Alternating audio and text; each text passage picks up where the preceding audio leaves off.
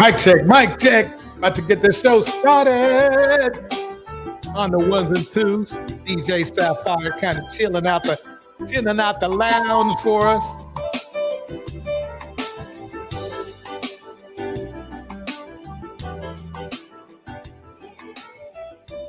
Good morning, good afternoon, good evening.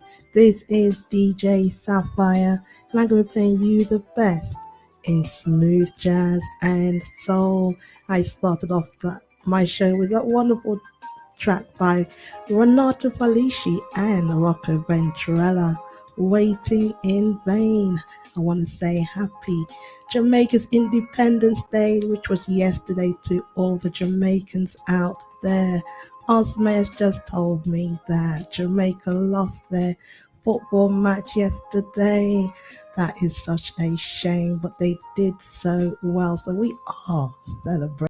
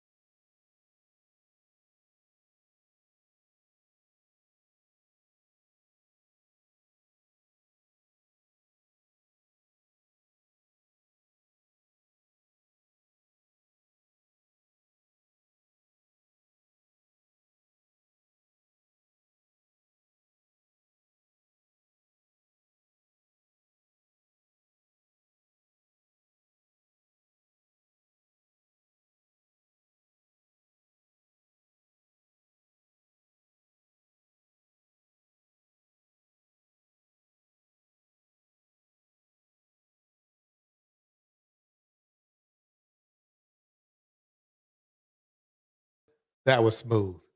Here we go, y'all. Here we go. And the pot calls the kettle black, calls the kettle burnt, calls her mad.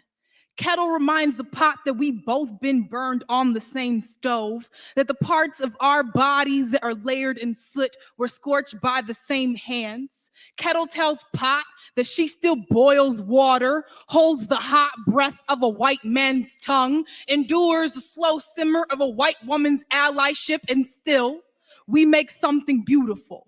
Pot calls the kettle wicked, and kettle says no, but says she's so magical she burned the hand of the last man who tried to pour himself a piece of her. Says she's so black she is everything, so black she is the beginning. She is the first thing someone finds home in when they wake up in the morning. Says ain't that what it means to be black? To have the world go up in flames around you and still be sanctuary for someone, saving men who lost themselves the night before, saving men who curse our names but forget his mama is made of steel too. And now the pot has no words, but calls the kettle bitter, but loves the glass pan, the fine china, loves all the exotic shit white men put behind glass casings, loves how fragile things not made of steel can be. But this isn't about the pot or the pan. This is about the kettle, the black woman, how she pours herself across the earth, but no one bats an eye when the water disappears. We give ourselves to men who never love us, but they say we are difficult, too hard to break. How we, the kettle, praise this pot, this man for all the water he holds. How we are the only ones who do not call him monster when the water boils over, because we know this heat, this white flame, hot enough to make any of us explode. We are the first ones to make noise when the world goes up in flames, but they say the earth was saved by the man who heard her scream. Pot calls the kettle black, and kettle says yes, but says you best remember you black too. The next time they bring a fire to your neck, they burn black bodies on the stake and the stove. Pot calls the kettle black, and kettle says bitch I might be, says nuck if you buck, then says wipe me down. Kettle says yes my nigga, I be black, I be mad, and I boiled the last man down to his bones when he tried to test me. Pot calls the kettle black, and kettle says hell yes, but don't say my name as if you ain't ever been burnt too. We're going to keep this rolling. We're going to keep this going. Here we go. You still getting played, ain't you? The game, 41 Shades of Men, the pursuit to subdue and use you. There's 41 different reasons why men want to use you. And they say you should have chose better. You should have. But first, you should have known better. This the man you want, but most of y'all ain't dating. See, Kevin Samuels called this guy a high-value man, but in actuality, he's a high-value trick. This is one of those guys who didn't get many opportunities for punani. And now that he's much older and has a nice car, nice house, nice job, he wants a nice little accessory on his arm, and he's willing to pay for it. Tricks spend their money on images. This what you want, but they tell you that you don't qualify for. Ain't nothing wrong with it. Gold diggers already know that he just want them for an accessory. And so they make him pay for it, like they should. Want more? Follow the Queen Maker. Princess. Morning, everybody. It's DJ Envy, Charlamagne the Guy. We are the Breakfast Club. We got our guest host in the building, Jason Lee, of course, from Hollywood Unlocked. Up here stirring up trouble, per usual. Why? So if you just joined us, we were talking about, it started from Michael B. Jordan. It started because of Jason Lee, right? Because Jason Lee last week said that Michael B. Jordan was cheating on Lori Harvey. Allegedly. Huh, interesting. I didn't know that. You said you ran up on Lori somewhere. Yeah, I saw her at the Essence Festival. I just looked into her eyes and I saw a lot of pain. Damn. And so now I don't believe him. What's the rumor?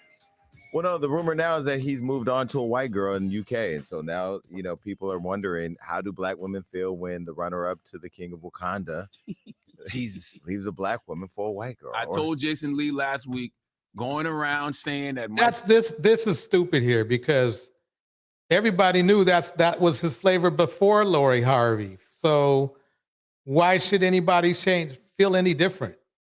Michael B. Jordan allegedly cheating on Lori Harvey. We're going to drive him back to the Caucasus Mountains. And look. My goodness. Look. He out here with snow. Well, then you played a clip where he said everything is on the table. So there you go. Well, let's go to the phone line. Hello, who's this? Hey, what's up? This is Kay Royal. Hey, good morning, Mama. What do you feel about black men dating white women, especially successful black men? Oh, I feel like that's a no for me. That's a hard no for me.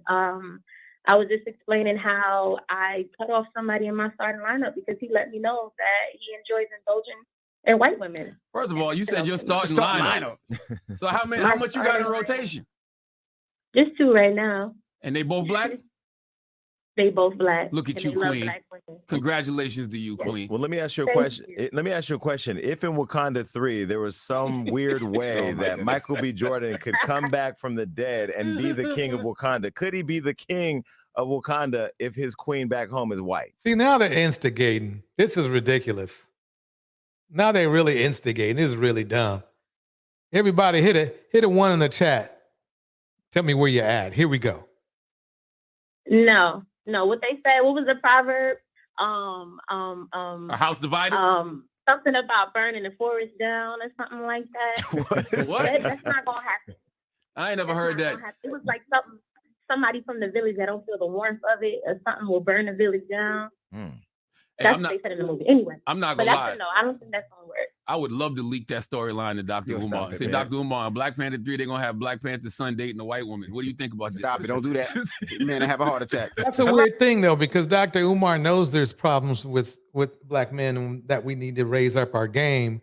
But at the same time, you know, I understand what he's saying, but we still need to get the you know, we still need to fix some things before we can basically tell black women that we got to be it to be it. In the house, a lady, in the house, amazing man, run lady. Here we go. Hello, who's this? This is Chelsea calling from Houston. Chelsea from Houston. Good morning. Good morning. Good morning. I just wanted to comment on you guys' topic. Yes, ma'am. Okay, look, we do not mind anymore. I would say 10 to 15 years ago, we did.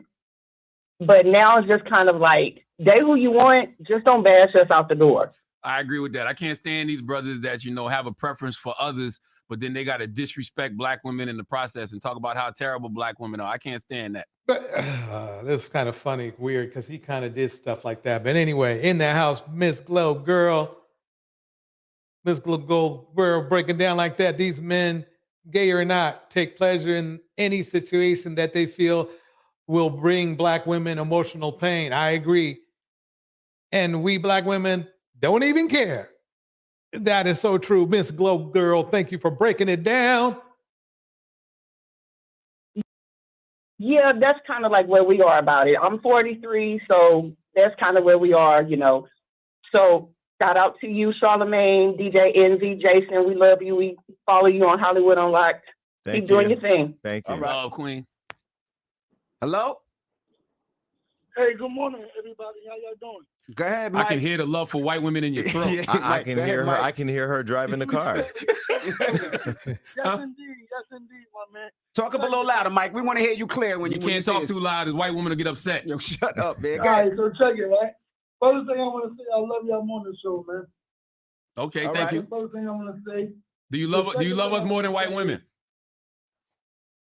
I'm not a fan of interracial dating at all. Oh, okay. Okay. We Every time a black man Miss RV in the house. is successful, he's a multi-millionaire, athlete, star, whatever. What is this guy? I don't know. I can't really understand what the dude is saying. But he did like a bartender, a hostess, and you take care of their whole family. Okay, I think I'm done with So this when a one. white man did a black woman, I'm just setting everybody up, really. You know me. If not I'm just more setting than everybody up. and I don't understand why every time we date outside our race, we are the ones that's always taking care of the other person, most likely. Are you saying that when black men date outside their race, they tend to date down? All the time, and especially when they multi-millionaires. I can name you at least 5 of them right now. Go ahead. Well, there's multimillionaires. Let's see what he's saying. You have Kobe Bryant with Vanessa, right? God bless the dead. Don't do that. She's Latino, though, right? Isn't she Latino? Yeah, she's Latino. She's Latino. But she's Caucasian Latino. What? I like her though. Oh, I okay. like Vanessa. There's nothing wrong with that. Okay, so here we go. I'm just playing around up here real good. So I'm gonna break this down right here because I think this is hella funny. Here we go. Yeah, we finna set it off in this motherfucker, you hear me? I'm finna put you bitch ass niggas in the trash can, the dump, nigga. I'm tired of all you bitch ass niggas. Y'all annoying me right now, for real, nigga. You wanna talk shit, you wanna run your mouth, you want some gangsters front your motherfucking house. We'll set this bitch out, set this bitch out. We'll set this bitch out, set this bitch out. So I was just on All right. a live and I had to come and make this video just to vent. Wait a minute. Wait a minute. Here we go. The live was about strong black women. And the men on there was saying how, you know, women won't do what they tell them to do and all of this other shit. And my question for men is, why do you feel the need to rule over a woman and tell us what the fuck to do? Why do you feel like we need your input on everything that we do in life, or you feel disrespected? Why don't you want a partnership with your woman versus feeling like you need to order her around or like she can't make decisions without you. Women are people. Women are adults. Women have our own life experiences to where we do things that we believe are right for us. And we do not need to seek your approval in order to do what we want to do with our lives. I'm not understanding this mentality that men have, so many men have, especially obsidians, of needing to control a woman's move, needing to control her clothing, needing to control who she associates with. That behavior is psychotic, and that will make nobody want to be around you. Welcome to the stage, a lady. Thank you. Hi, everybody. How you doing, DJ? Doing good tonight. Doing good tonight. I just saw this. The reason I brought this video up is because I saw, DeeDee released this video this morning about how black men aren't, not black men, but nobody's checking for black women. Basically, they're saying no other race of people are checking for black women. So I got on my little old computer, well, it's kind of big, but still, anyway, little old computer. And I started crunching some numbers and realized that there is 231 million white Caucasian men in the United States, right? Okay. And then I started clicking some more numbers and found out that there's 20 million black men, right? Oh, okay. 21 million black women. Okay. So I said to myself, and I kept it specific because there's different races of people, right? Right. So, but she was only talking about Caucasian men, so I'm going to be fair and only talk about Caucasian men, right? Okay. So there's 230 million Caucasian men. So I'm like, okay, let me go ahead and side with the brothers, right? And say that a whole 200 million Caucasian men aren't checking for black women, right? Okay. 200 million. Right. Where does that leave? Well, first of all, that's a lie. So I don't know. Right. Yeah. First that. But it still leaves 30 million Caucasian men that potentially are checking. That's giving these brothers the best case scenario. Okay? That's the best case scenario. What do you mean? Is that because they're probably going to say that, they have to at least agree that some Caucasian men are checking for black women because the marriage shows that, right? They show that, right? Some, right? Right. So I'm willing to go as far as subtracting 200 million of the Caucasian men, leaving still a number of 30 million potential suitors for black women. I got you. Exactly. And that's more, I repeat, that's more than there are black men. And then that's not subtracting from black men the ones that aren't checking for black women, which they claim most of them are, right? Right. So so that's basically, believe it or not, and I know it sounds weird, there's twice as many Caucasian options for black women than there are black male options for black women. Right. I follow you now. Absolutely. Ain't that weird? I mean, we don't think about it like that, but if you start poking at the numbers, that's the worst case scenario. I just gave you the red pill scenario. Right. It's so ridiculous because if they cared about the community, they would encourage black women to marry with men who are attracted to them who may not be black.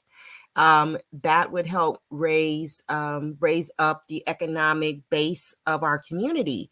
So we know that it's all about trying to keep Black women in their place, the same way white people always have tried to keep Black people in their place.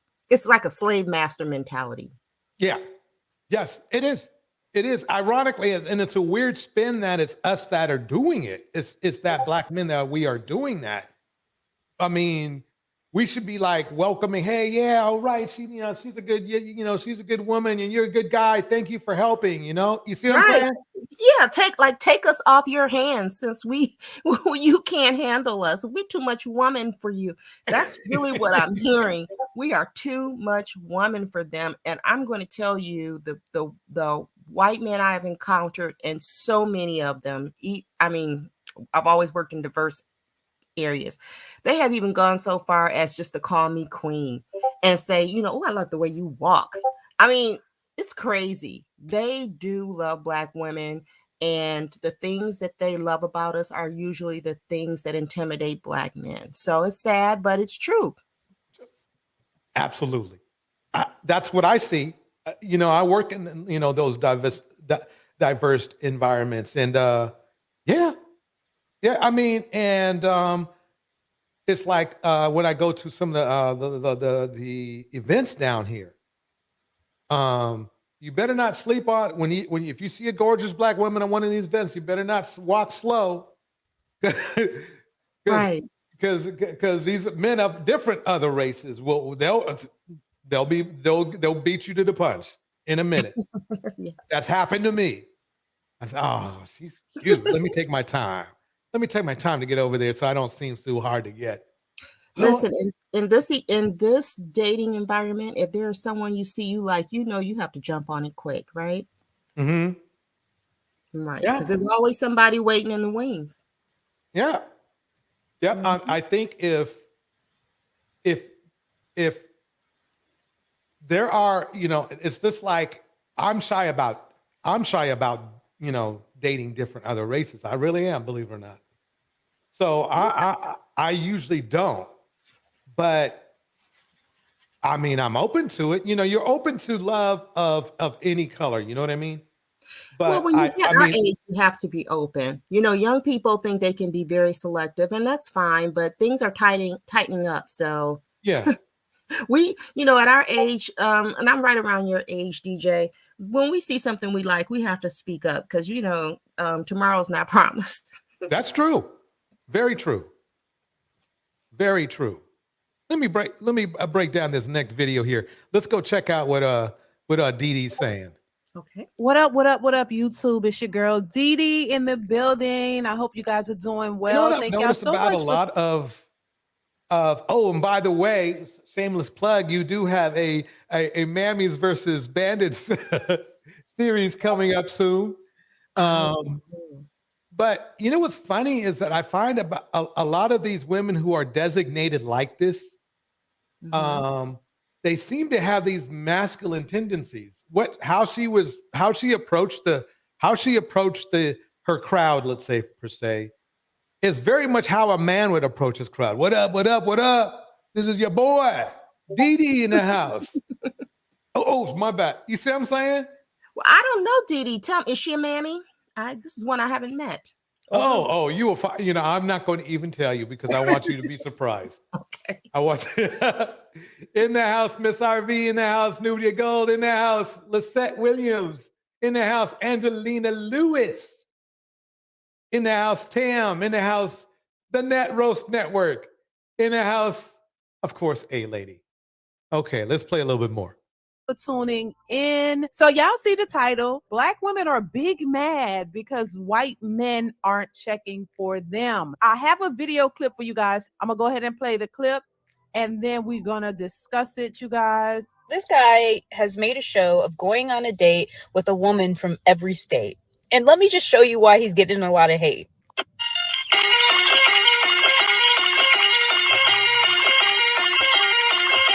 I think it's fair to say that my guy has a type, but here's what really makes me mad. This is the girl he went on a date with from Hawaii. Like, sir, what you not finna do? You not finna play us, sir. You not finna play us, sir. then this is the girl he went on a date with from New Mexico, who is actually, if you look on her Instagram, from Long Island. So, sir, if you have a type, you didn't even have to go across 50 states for that. Like, you really just dated the same girl in every single state. Like, where is the seasoning? Let me know y'all thoughts in the comments, because I'm feeling like this was unnecessary. All right. So what do you guys think about that? She, as a black woman. What do you think, lady? I'm just chuckling. You go first. Okay. Number one, the guy, well, she didn't really have a good picture of the guy, so it didn't look like it was like he was a huge loss. But yeah, a Caucasian guy has the right to date Caucasian women. So I don't see a problem with it. I don't see the problem. Yeah. Keep going. I need to see more. Okay. Has a problem with a white man dating mostly white women. My question would be to her, why do you care? People in general typically date within their race. Why are these black women concerning themselves with who a white man is dating? Maybe it's because they're talking about this divesting so much. And she's trying to make it sound like black women talk about what another guy is dating all the time, and that's not true. That's the one thing that bothers me about the red pill thing. They'll take like an outlier, right, and change it and try to make it sound like it's something that everybody's doing. That is infuriating. I despise that. That's what they do. They say because you've got a couple of women mad at white men or passport bros or divestors or whatever, we tend to blow it up. And you know what? I say that, and I'm kind of thinking about my own self too, because I don't know how many of our black men are in this red pill mentality. So I just sometimes wonder, am I, putting that on all men? So I want to check myself at the same time. But her that's mammy-ish. She's just made the list. She'll be in my presentation on this weekend. Got it. I think she's gonna make it, huh? She's slipping in there. Yes. Oh, we don't want the black men. We're gonna go and get us a white man. But then when you see who the white men are picking, maybe that has something to do with it. I don't know. Y'all let me know. Maybe that has something to do with it. Maybe that has something to do with why they're concerned, because they're the ones who are talking all this divesting talk. But then when you see who white men are picking, it's not really a bunch of black women. Maybe that's the problem. See, she doesn't have the stats though. The thing is that, believe it or not, it's more so what black women not choosing white men than more than white men not choosing black women. I know this to be true because I grew up in one of those so-called affluent areas. And my sisters had no problem finding dates. Let's put it that way. None. I don't see any other reason why a black woman would concern herself with who a white man is dating. And why is it so surprising that he's dating within his race for the most part? I don't understand that. I don't know what's going on. And why is she so shocked? And she's like, what you not gonna do? I'm like you have any control over a person's preference. It's crazy to me. Like, you don't have there's no control over what a man's preference is and what he chooses. It's the same thing with black men. It's like they're shamed and talked down on because they have a preference and they want a certain thing. This is so bizarre. Go ahead. She's trying to find a little niche, segment of society. Who cares what black women think about white men's dating choices? Right. This is like he pray love yoga has it. This is a bunch of nothing. It's getting there. And the thing is this, it's like this.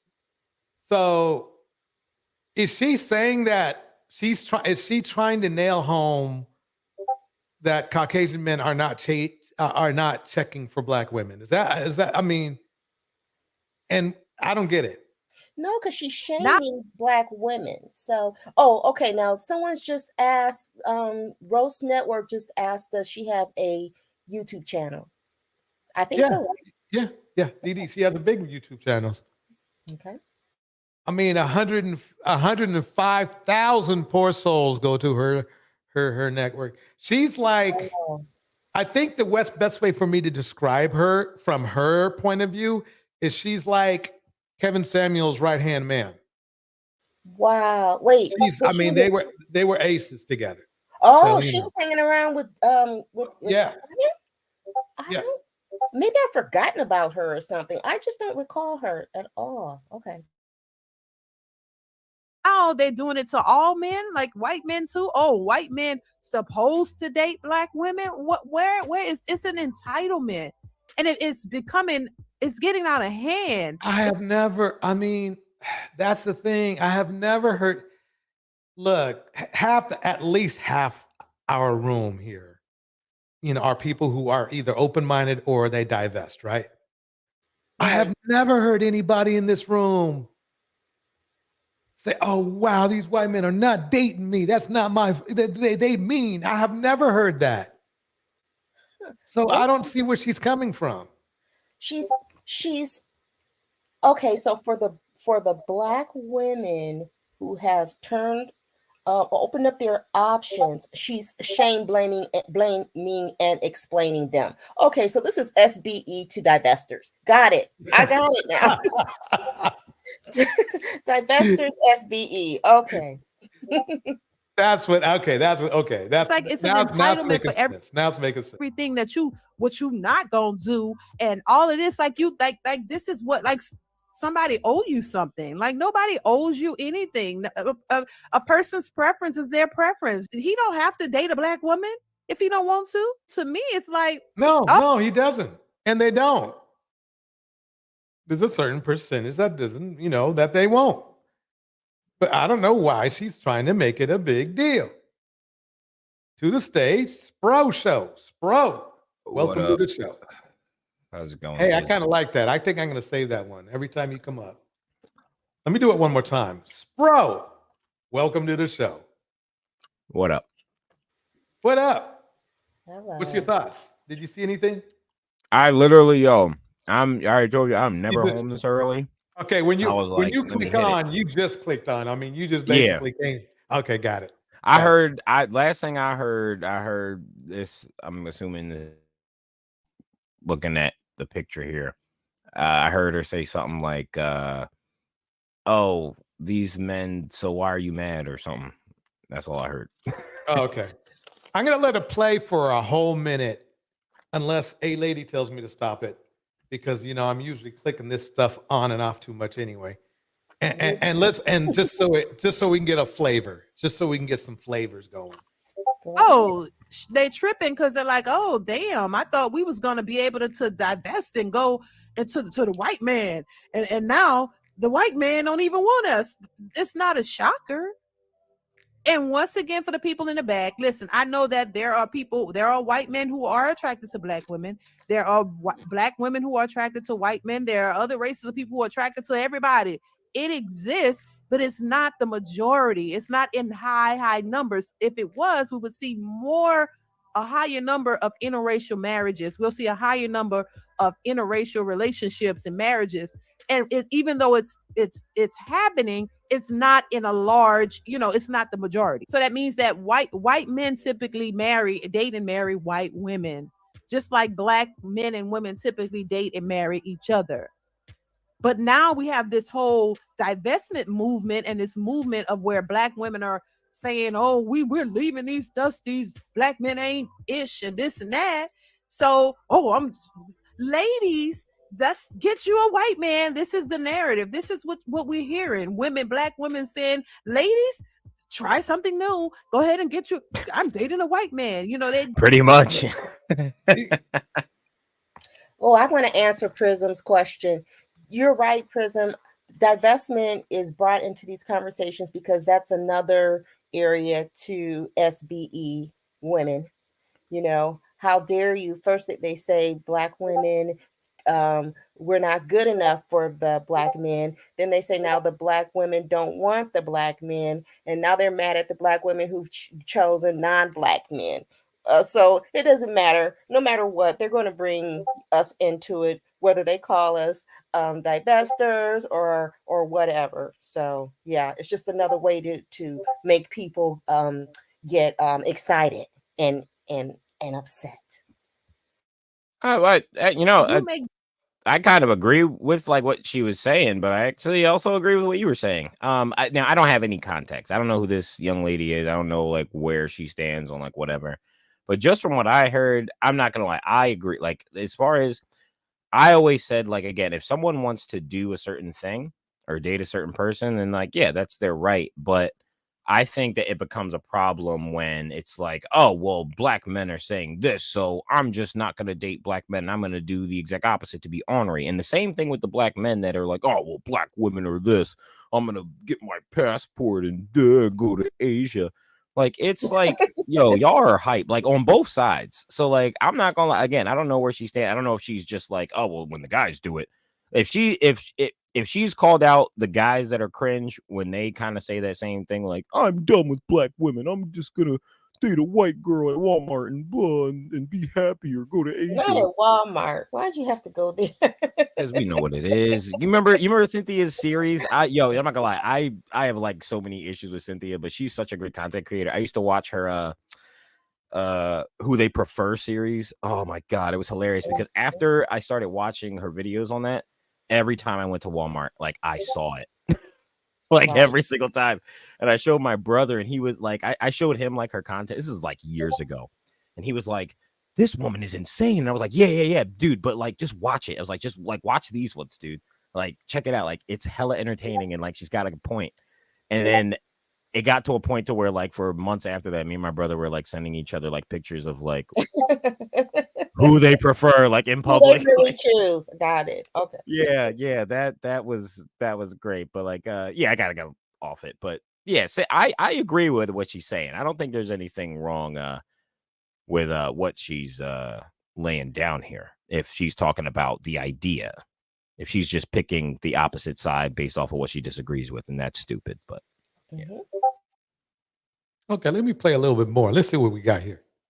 Videos about it, talking about them dating white men as if it's like an anomaly or something, brand new. It's not brand new, but it's like, oh, we're gonna go over here and try this. But what you don't see is a whole bunch of women. All these women, they are divesting from black men. What you don't see is a bunch of them getting married to white men or any other race of man. That's what you don't see. You don't see a whole lot of marriages happening in these interracial relationships when it comes to black women and white men. You just don't see it. So if it's happening, that's because DeeDee should know better. She's a perfect example, but that's because she wasn't looking for a white man. It wasn't because they couldn't get one. Remember, right. Hey lady, remember them numbers I pulled up earlier? Yes. I mean, it's the thing is that black women are extremely race loyal, and that's the only reason the numbers are the way they are. Yes, black women and white men are the most race loyal as far as like mating across the race chart. Right. Okay. But even Fun still, fact. Right? Yeah, okay, even if white men are race loyal, there's still millions out there who are not. And so those millions who are not can easily match up with those few black women who and that's fine if that's what they want, and if that's what those black women want, that's what they want. I think again, to make a state, like to be like to solely base who you're gonna date off of that, like off of like, oh, like even like that's basically someone saying like, oh, I don't mind black men, I would prefer black men, but black men are terrible. So I'm gonna like, I think that's wrong. I think it's the same thing like when the black men are like, oh, black women are this, black women are that. When they're like, when they start getting on that, oh, I'm gonna get my passport, or I'm just gonna deal with white women, they start putting like Becky up on a pedestal. It's just as cringe. Like it's, if you're basing your decisions off of who you choose to get into an intimate relationship with based off of like what you hate instead of like the things you like, That's with anything. Like I would never like make like people do that with politics. We make our political decisions. A lot of people make their political decisions based off of who they hate instead of like what they're for. Maybe we should talk more about what we're for instead of what we're against. So like black woman who feels as though she needs to divest because, you know, like maybe you prefer black men and you're not seeing any luck. It's cringe to say, trust me, I know, but like, it's not all of them. Like real talk. Like don't now, if you want to explore options, Squirrel, you interrupt yourself. You know that you should, I'm sorry, but I try to follow you on one train of thought, and then you interrupt yourself and go somewhere else. So if you would like focus on the one statement you're making it like 30 seconds or so, and then we can all follow you and agree, and then we can move on.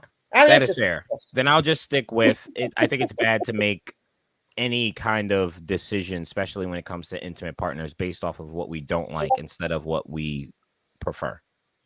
I'm agreeing with you today, Sproul. We're in sync. I can dig it. Let's continue. Yes. A lot, we should see more because the goal is marriage, right? I don't think anybody wants to just be in a long-term relationship, girlfriend and boyfriend till you 90 years old. The goal would be marriage. That's what really counts.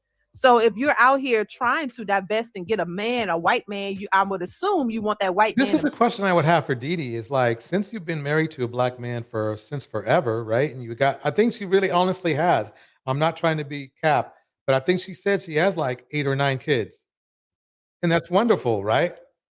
But the problem I have is that what makes you an expert on even talking about this? I mean, what makes her an expert even bringing this up, making it even go over this? Obviously, she's talking in what I call my new language in myth, or what I call as a stack of assumptions.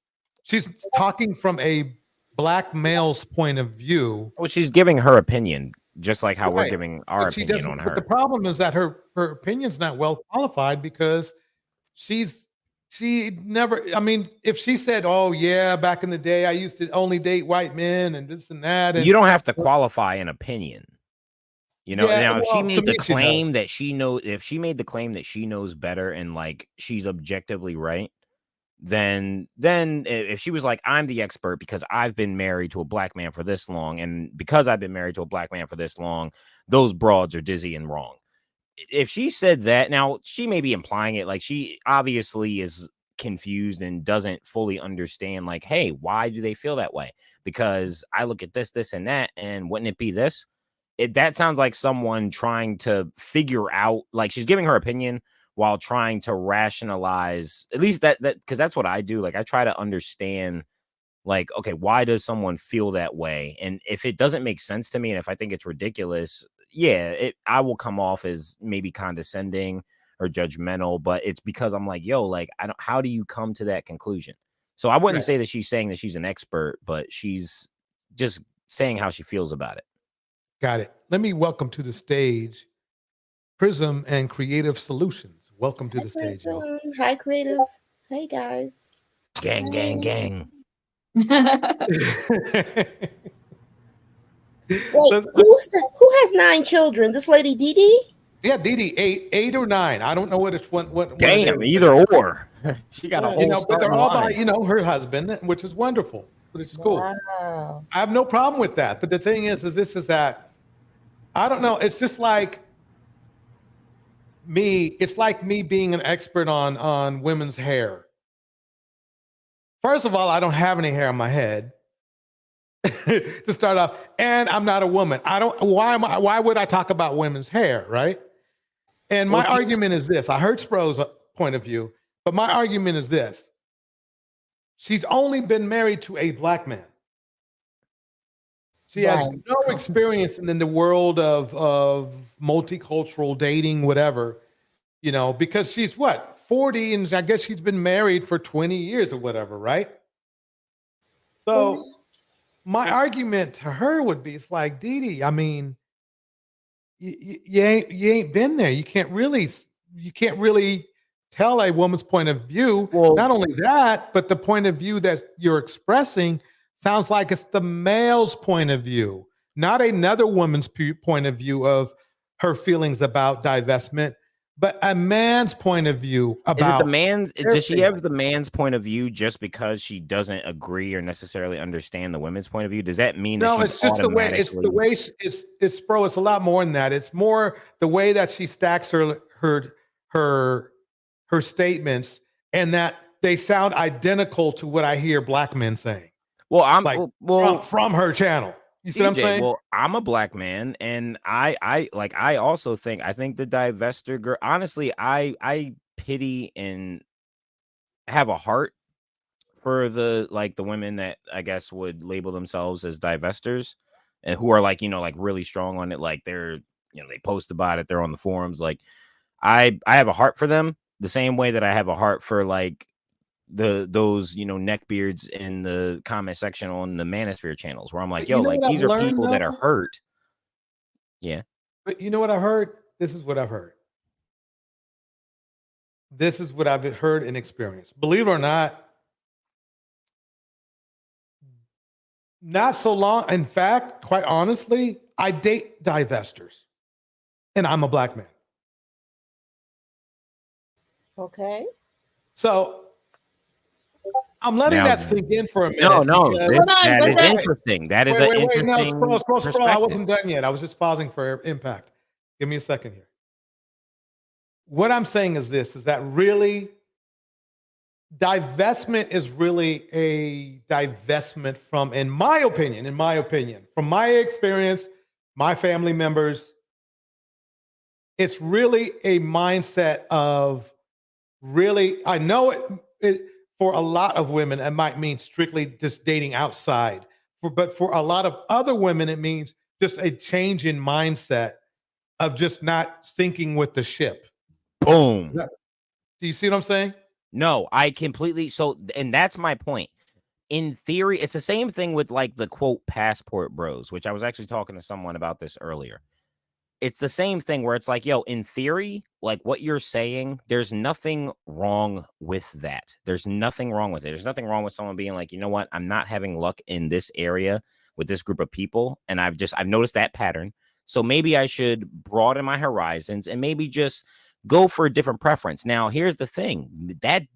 I got to pause you for 1 second. I got to pause you for 1 second, because you're making an argument that passport bros is a lot like divestment, and in some way, yes. And by face value, yes. But the difference is that a divester, they're looking for one guy. Okay, they're looking for one guy, quite possibly of some other race, open-minded, or they're looking for Russell Wilson. That's what I said. That's why I said in theory, a passport bro has the meaning has evolved. When now, get this. Nowadays, if you were to have a stream about passport bros, we know that we're going to come on here and talk about dusties that are pissed off that girls don't like them here, so they basically promote sex tourism. I'm not talking about that. I'm talking about from where it started, what it really is. And get this, passport bro, it's not solely to men. As far as people doing that kind of thing in the black community, it was women too. Women were going elsewhere, overseas, to look for a spouse, for a long-term committed relationship. Wait, women win. There are women that go overseas to we're find talking a about husband. 1% or something. No. I'm not. Whether or not it's a large group or not. Again, the real ones, and this goes for the men and the women that are honestly you know what, I'm gonna explore options elsewhere just to see. Because I want that, and I'm not having luck here. Those people aren't announcing that they're those guys that get this. Those people, they make one trip and they find a spouse, and that's it. They don't need to make a YouTube channel and preach about it and make a Discord about it. Those people that do that, they're full of shit. They're promoting sex tourism, and they're liars. And they're saying it from a place of hurt. Now, it doesn't. Now, the men, here's the difference. The men and the women, the passport bros are kind of kith and kin with the divestors. Here's the difference, because men and women are different. The result is going to look different. The men look like trash because men are trash. Bro. I actually like this. What DeeDee does do when it comes to this is that there's a point where you got to land the plane. You got to land the plane. We got to bring it back to I see you're trying to make your idea stick. I understand that part. All right. But So let's pass the mic. Be more direct. Wait. I'm sorry. Was that a lady? No, it's Prism. Oh, Prism. Break it down. I have a question. Spro, what is hey, how are you doing, everybody on the panel? Hey, Spro, what is divestment? To my understanding, Okay, and so I you're definitely gonna go with your understanding. Go ahead. Yeah, because I'm not gonna lie, I don't I've been hopping from panel to panel to like when it comes to like other things, like to get different ideas. When it comes to at least the things that would appear to me as being like, oh, divestors, they kick me out. Like I don't last very long on the panels, regardless of what I say. But with that, to my understanding, it's Black women who, after a lot of bad luck with Black men in relationships, they are like, you know what? I'm going to date outside my race because I'm not getting the results that I desire within my race. And which panels have you went to? I don't know them by name. I'm not gonna lie. Like even how I found DJ's channel, which like now like I'm subbed and like I get notifications. I just see who's live and then I listen. I see who's talking about what. And if I have something to say, I'll hop on. If I like the content, I subscribe and I watch. And yeah, I like finding different stuff. So I'm always exploring. One second. So let me give you some information here. Divestment has nothing to do with Black men at all, as much it has to do with what's going on in the Black community and why those women do not want to live or integrate with Black people because of the toxicity and trauma of the Black community. Like, so like I hear you, but I think It doesn't matter. It's not a thought, sir. That's what it is. Okay, so even with that, so that means just so I guess just Black women and Black men just shouldn't interact with each other? They do not have any type of life where they interact with Black men or Black women who are supportive of Black relationships. They want nothing to do with it. And those are divestors. Those are divestors. Okay. Why do they feel that way? Spro, we're not divestors. Creative. No, but what I'm saying is we should try to let creative keep going and talk. going. Let creative talk. So I was gonna say, like, when I first came into the space, right, I heard all these talks, but then when I listened to the Pink Pill, right, her definition of divesting is going to where you are celebrated and where you are loved and where the energy is for you. That's dope. Yeah. I'm behind that. So The problem I have is when it gets specific to race. I think that is the problem. I'm not even done talking. I wasn't either, but go ahead. Well, let creative finish, and then we'll go back over to Prism. Okay, so basically, what it was is finding someone who truly loves you and who is there for you. And nobody is saying it's about race. So she wasn't particularly saying it's about race. Typically, when you go to better environments and high vibrational settings and people who are thinking outside the box, it's probably the Black folks that are in there is probably 1% to 2%. It's not a lot of Black people in there. So you are going to go outside your comfort zone and date somebody who does not look like you. I mean, if you go in those environments, and you find a Black guy and he's decent, I mean, why not?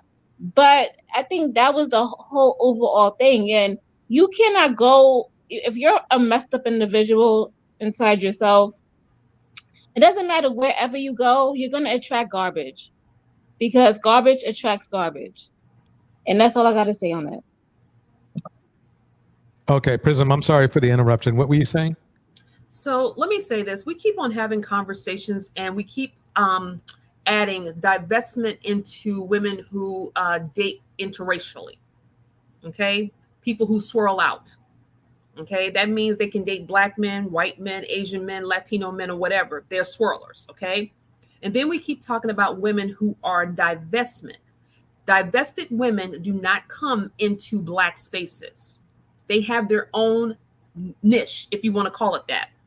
They're not interested in interacting with us. And I'm trying to figure out why we're having such a hard time bringing that concept around. That why do they have to be hurt to do that? Because you know that there are divestors who do not date men, right? I think that is also a problem. Why? Because I think here's what I'm saying, because it means that someone made a choice, like they got to a point where they were like, you know what, I give up. Whether they give up on a particular group of people, whether they give up on the idea in general, I think that it is sad if anyone, and the same thing goes for those sad, pathetic bastards over there in the manosphere. It's the same, like it is sad if someone gets to a point to where they let bad experiences, which a lot of the time, at least I can say this for the manosphere, just from being over there and observing, a lot of the time their problems are because of them.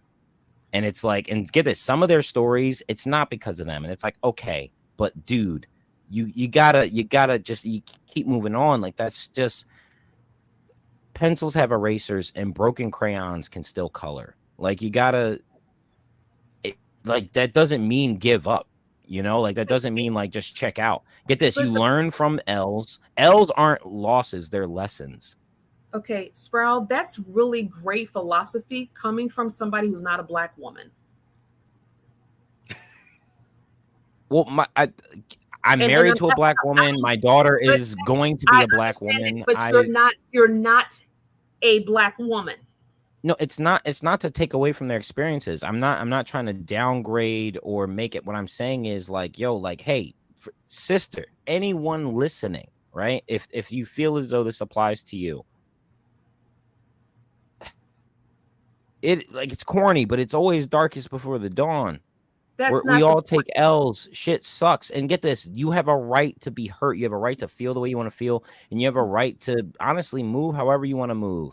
However, I would say I would not make this just like, if you want a relationship, if you want to be married, if you want a family, if you want it with a black man, if you want it with a white man, why shouldn't you have it? There's nothing wrong. Like, if that is what you desire, like, get this, even if you're religious, and this goes for all the religions, if you desire to be married, you have the right to do so.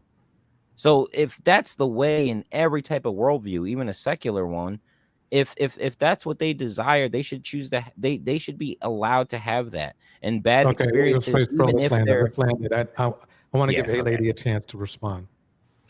Okay, I was just going to say, Sproul, you're not following the little suggestion I gave you.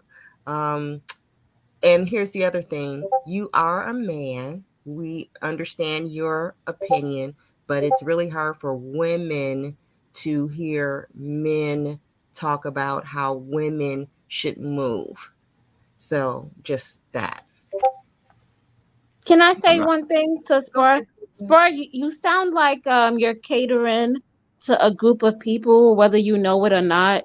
That's what you sound like, because you're saying that. Because what if that person was brainwashed to only marry these type of people and not look outside or not look otherwise?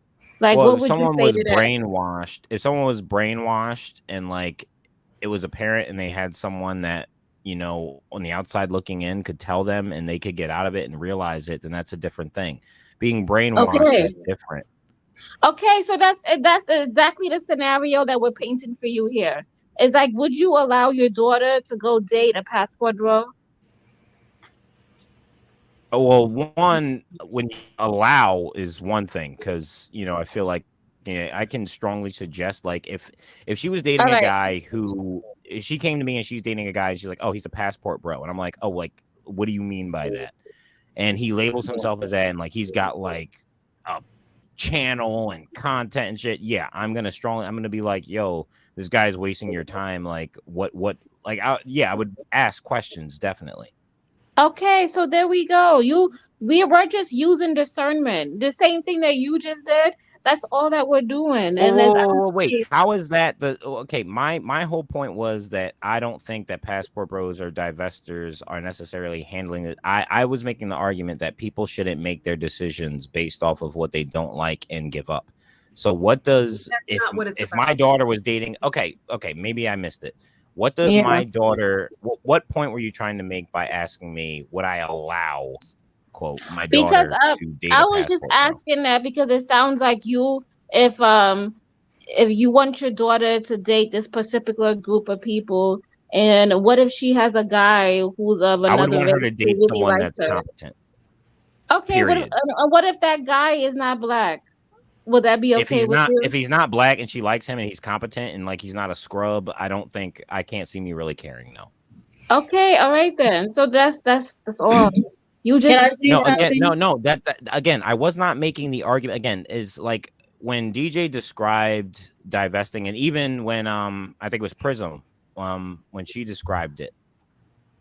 I'm not talking about that. I'm talking about when you do start bringing up race. Again, there's a difference between someone being like, oh, maybe I should explore other people outside of the kind of people I normally date.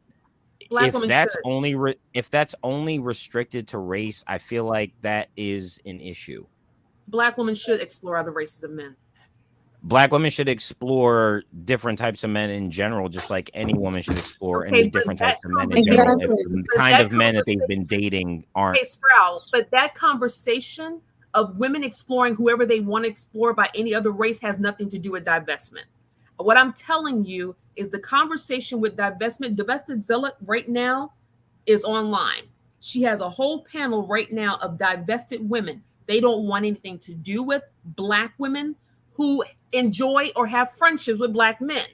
That's weird. You don't think that that's odd or like questionable? No, I don't, because that might be their experience. Their experience might come from even if I'm saying their experience shouldn't result in that. Their experience shouldn't lead them to a point where they're like, yo, I'm just gonna completely just separate from a group. Again, it'd be different if they were talking about the group of people who were ignorant, lazy, unreliable. It'd be different if these were like traits. They're like they don't talk to black women. So even if the black women are with like black men that are like fine and they're in a happy relationship, they still don't interact with them. Like that's weird.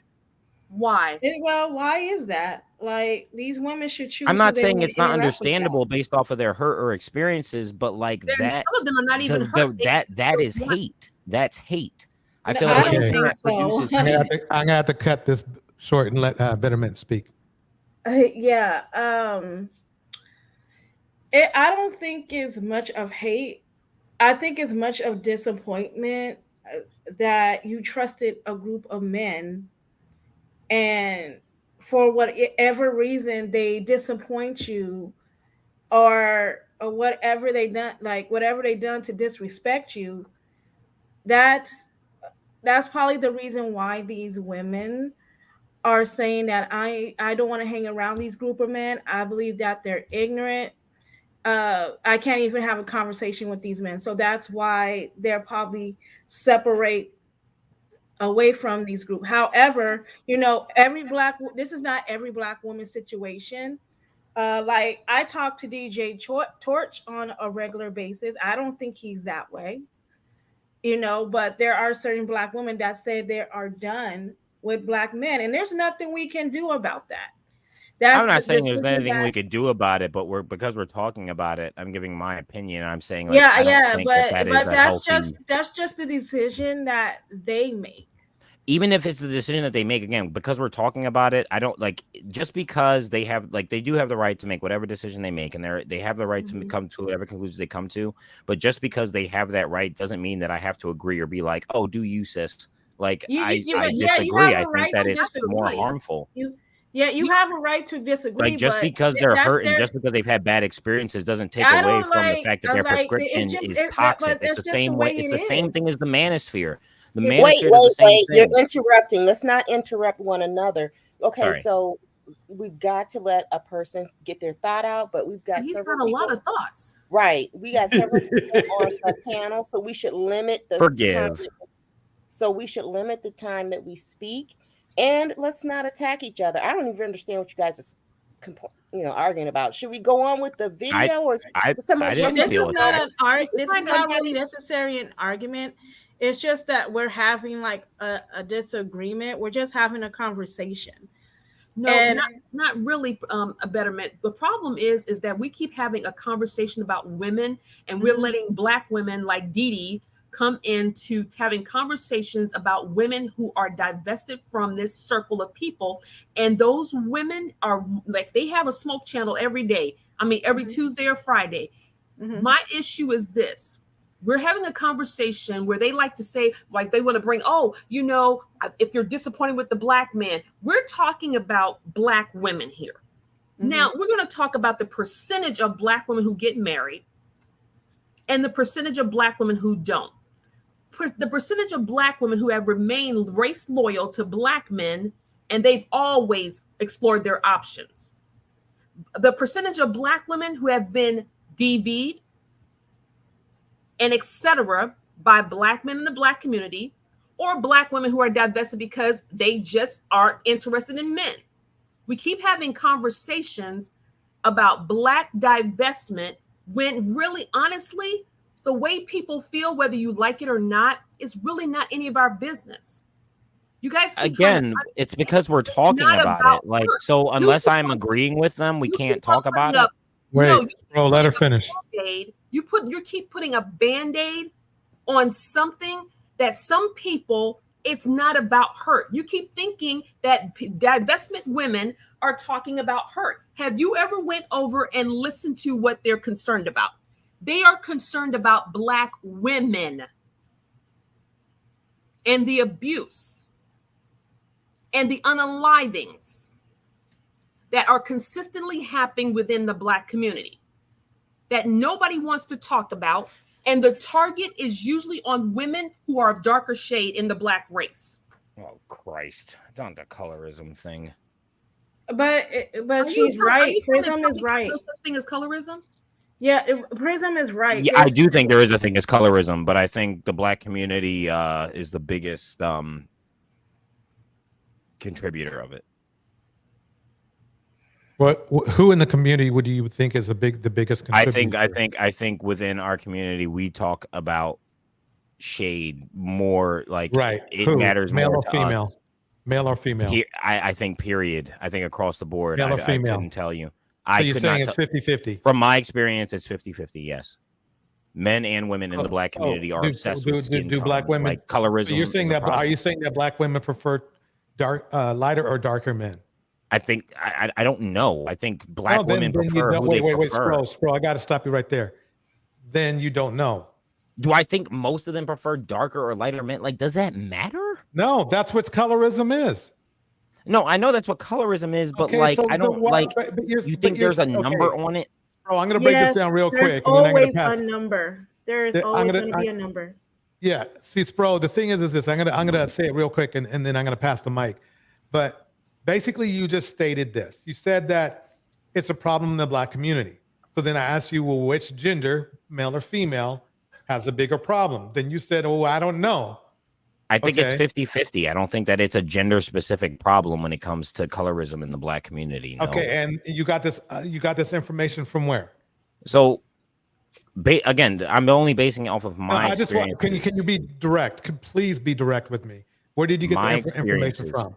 I'm giving an opinion, or is this something that you read? No, I'm giving an opinion based off of my experiences. From my experience, I would say that it is 50-50 when it comes to the concern of colorism in the Black community. So women have walked up to you and said, yo, you're too light or too dark? Yes, that actually has happened. Okay, what percentage of those women said that? I don't know. It's not like all the time. Most Black women didn't care about my shade of color. Okay, so 80-20? 80 didn't care, 20 did. I can't give a number, but for the sake of you, I want to see where you're going. So yes. I'm sorry, man. You're a smart man. I'm not going for that. Yeah, no, let's say okay, 80-20. You can ballpark it. You can ballpark it. Ballpark it for me here. Let's go with 80-20. Okay. Anybody else want to speak? Yeah. I never dealt with colorism personally, but I do hear from Black women who are darker than me talk about their experience on colorism, how boys will tease her about her features and how dark she is and how nappy her hair is. And this comes from a place of hurt. It doesn't mean that she resents Black men. She's just talking about her experience and what she had to deal with in the Black community and how it hurt her. So we always hear darker skinned women talk about colorism, whether it's in like normal everyday life, Hollywood. I hear it everywhere how Black women are treated in certain spaces, and people are. It's like somebody said this on the panel. No, nobody is giving a damn about what Black women has to say about our problems. It's just like we're like our complaints are going unnoticed, where colorism is still happening today. I have seen back in the early 2000s how things switched up in like music videos, how the women became lighter, how musicians have became lighter. It was all it was like going all over the entertainment. It's just now that darker skinned women are getting representation. It's growing slow, You don't think but dark skinned women had representation before? I'm not saying Before that. 2001? I'm not saying that, but it started gradually getting lighter and lighter. That's being pushed on us through television throughout going on 2 decades. Okay, I mean, if I'm honest, I didn't notice, but I can't speak for everyone else's experiences. So, like, this is something that a lot of people are Let me give noticing. you an And there may example. be something to it. Fantasia should have been bigger than what she is. That Fantasia's woman music can is kind of blow. mid. She's talented, but her like as far as like the quality I of work like she puts out. Fantasia. She shouldn't have been No, I like where she's Fantasia at. too, but her work is mid. I'm talking. You're interrupting me, and I don't like that. Jennifer Hudson should have been where she's at. She can blow too. She's better than Beyonce. Kelly Rowland should have been bigger. So we have all these dark-skinned women that are very beautiful, that are very talented. They're not getting the recognition that they deserve. Well, And Kelly the Rowland examples. Kelly Rowland also speaks on that when she said that her music in America, she wasn't going nowhere. That they weren't playing her music like that. They wasn't promoting her as an artist. You think But that when has to she do with the went shade to of her Europe, skin? but when she went to Europe, she started to have a bigger name. But for some reason in America, they would not play her music like that. Maybe that's because of the kind of music she was making. Maybe it just appealed to a different audience. Because like when you brought up Kelly No, there's a Rowland lot of people that and was making Fantasia dances. and Jennifer Hudson, like No, these are all talented. let me finish. A lot of people were making dance music in the early 2010s. A lot of people, and that was including Kelly Rowland, but they did not recognize her artistry. Maybe her stuff just didn't slap with the audience as hard as It the other doesn't stuff matter. did. It's 'Cause not who's the really big in audience. the dance? It's the music industry. No. They did It not is about the promote her some correctly. Okay, so there are definitely some like like industry plants and stuff like that. Like the industry, Hollywood. Like, don't get me wrong, it is a certain type of way. However, for the most part, they do like because it's all a money game. They listen to like what, especially nowadays, like because we have the internet. Things are different now. Like people who don't look like pop stars are blowing up. It's because of the quality of the work that they're putting out online, and people speak with their dollars. I've done entertainment. Wait, I've written for people. Spro, I have to stop you there. That's actually not true. There have been very well What's not produced true? albums about the people. No, I'm not speak saying with they're their- not well produced. I'm saying certain Okay, things. Like what I'm again, saying is I this. like Kelly Let me say what Rowland. I was going to I say like real Jennifer quick. Hudson. Their Let stuff me is say what I not was going to say innovative real quick. enough. Okay. Wait, bro, let me say what I was going to say real quick. The bottom line is this, is that people listen to the reason why half of these record companies have like 2 buildings of marketing is this the marketing. It's the reason why, you know, whoever is the producer, or I mean the promoter, is important in music these days. Well, record labels are dying. Wait, Actually, can I finish? Bro, I know this part because this is where what I've dealt with. If they put $5 million into somebody to promote their album, their record, or $50 million to promote their album or record, more than likely, it's going to reach a certain level of popularity, whether whether it's quality or not. Here's a good example. Remember Gangnam Style? yeah. You're going to tell me that's a better song than what the women that Betterment just mentioned is? No, it's Again, not. that's an entire catalog versus one single from an artist in the East. Well promoted. It was well promoted. It was catchy. It had all the commercial vibe to it. But as far as quality, it wasn't there. Okay, it's quality and commercial selling. Again, the young ladies that were named. No, I wouldn't even say it had talented. quality. They make good It was stuff. catchy. Catchy and quality are 2 different things. Yes, those are 2 different things.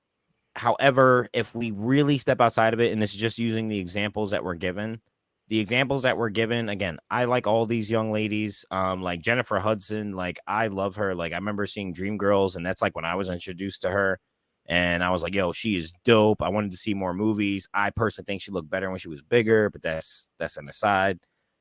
Their work, like as far as music. And I used to, not so much anymore. I was like a music head, like heavy. And I would say that my opinion, again, when it comes to art is subjective, but okay, what are your favorite songs from? What are your favorite songs from Jennifer Hud and from? I don't have any favorite songs from them because at least for me, they don't slap. They're not memorable enough. They're not innovative. I'm gonna go up to A Lady. I want A Lady. What are your thoughts right now? What do you think? Oh my goodness. My thought is we're having difficulty staying on topic because people are arguing to win instead of to get to a conclusion of a topic. So that's frustrating me. Sorry. Got it. Let me play a little bit more. Appears though the conclusion refresh where we're coming from. Here we go. Marry you, right? But that's not happening. We don't see a whole bunch of black women, because all these women, these independent boss chicks who are running away from these dusties, we should see a large number of them getting married to white men or any other boss chicks don't like Caucasian men. Boss chicks that's a different genre. Let me keep it going. race of men. That's what's going to prove that is actually working. But so far, we have not seen that. So far, it doesn't seem like, the best route to take. And I mean, if it is, whatever floats your boat. Listen, I'm all for whatever works for you. I don't have a problem with it. If you want, you just made a whole video on how do you saying that you don't have a problem with it? Hold on, DJ. Does she even see TikTok? Does she even go on that platform? There are black women and white men and other races of men posting videos of their relationships with black women and marrying black women. It's even on YouTube. She's just making up this story because she's trying to spin a narrative that other races of men, and I don't know who this woman is. She's new to me. Mm-hmm. But from what I am hearing, she's trying to spin this narrative that no other race of men wants to marry a black woman, and that's simply that's what you're getting from what she said. Yes. Jesus Christ! You know what? Yeah, yo, Fuck black men. They're terrible. They're trash. Yo, That's sister, not do what you, boo. this is not about They're black all men. trash. Men are always wrong. This is not about Whatever black you men. feel, that's what's correct. Yeah, Bro, you're going to just, bro, when you talk, you got to make your point and then let somebody else talk. You can't just keep running. My point is that men suck, DJ. They are just, especially black men. Like, fuck them. They're just terrible. That's coming from you. Yeah. Yes, like that's because that's just the objective truth, sister. Don't you? That's not, can I say something? That's really, Spro, that was really a low blow. Yeah, that was. It was. That was really, I'm going to, please do not say anything. It's real. That was really, really, really a low blow, because it's almost like this woman, I don't know who DeeDee is, and I don't listen to her, and I'm not going to listen to her. Okay. She doesn't have anything that validates anything that I want to hear, and stuff that I don't really That's care a about. terrible reason to not listen to someone So just because they don't so I just validate your said- opinion. So I just said, You want to live in an echo chamber? no, I don't live in an echo chamber. What I live is in the You real just- world. Oh, Bro, can she Christ. finish, please?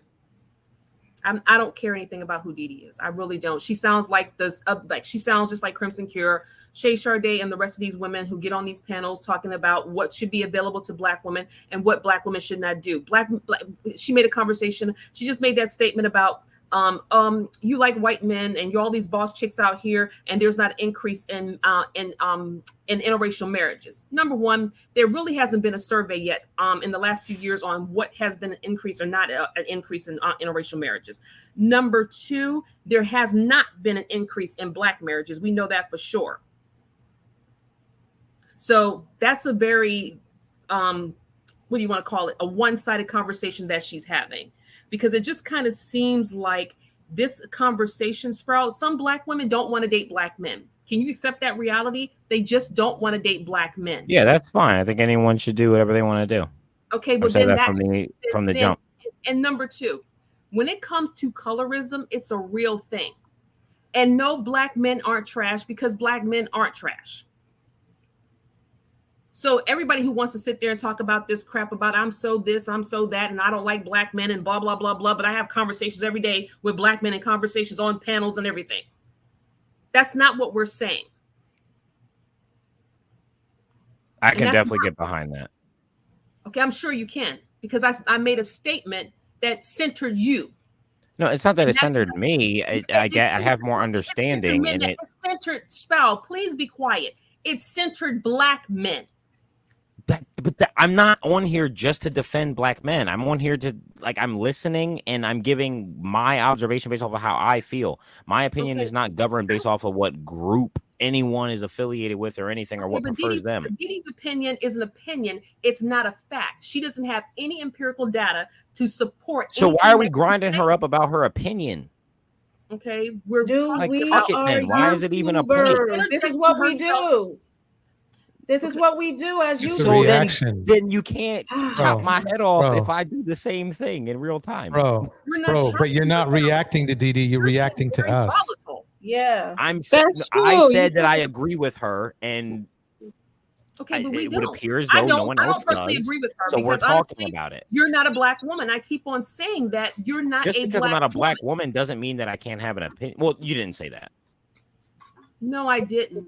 Yeah. So I say you didn't. But You what didn't I'm say that. telling you Okay, is wait, that I feel like her wait. I'm sounds gonna just start playing. like I'm black gonna women in the I'm gonna manosphere. start playing the video because we're going back and forth too much. Here we go. Just like I don't have a problem with the passport bros. If you want to go out and get your passport and go somewhere else to find you a wife, so be it. I don't have Okay, a that's problem disingenuous, but I'm gonna keep it going. either way.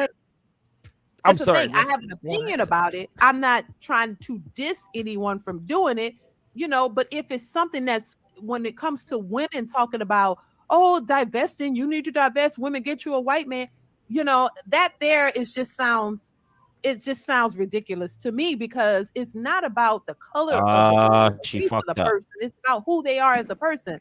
And to just sit here and say, oh, I'm just going to go and get me a white man and I'm going to be married next year. Like, okay, let's see it happen. Let's see it happen. She Let's fucked see up. how much better that is. And is it better? It's basically just saying, oh, another race of a man is any race of a man, other race of man is better than a black man, because them dusties ain't nothing. And we're going to go over here and get us a white man and everything gonna be peachy keen. And I know that that's not true. White men aren't better just because of the color of their skin.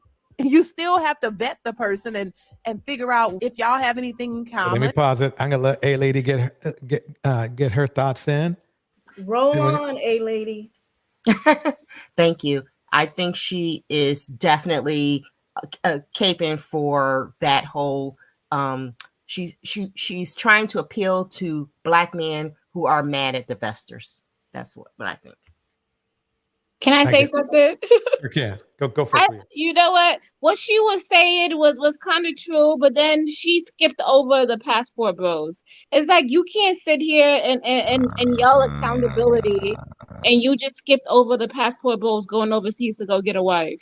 You did not address that at all, but you want to address a Black woman saying she's gonna go get a white man.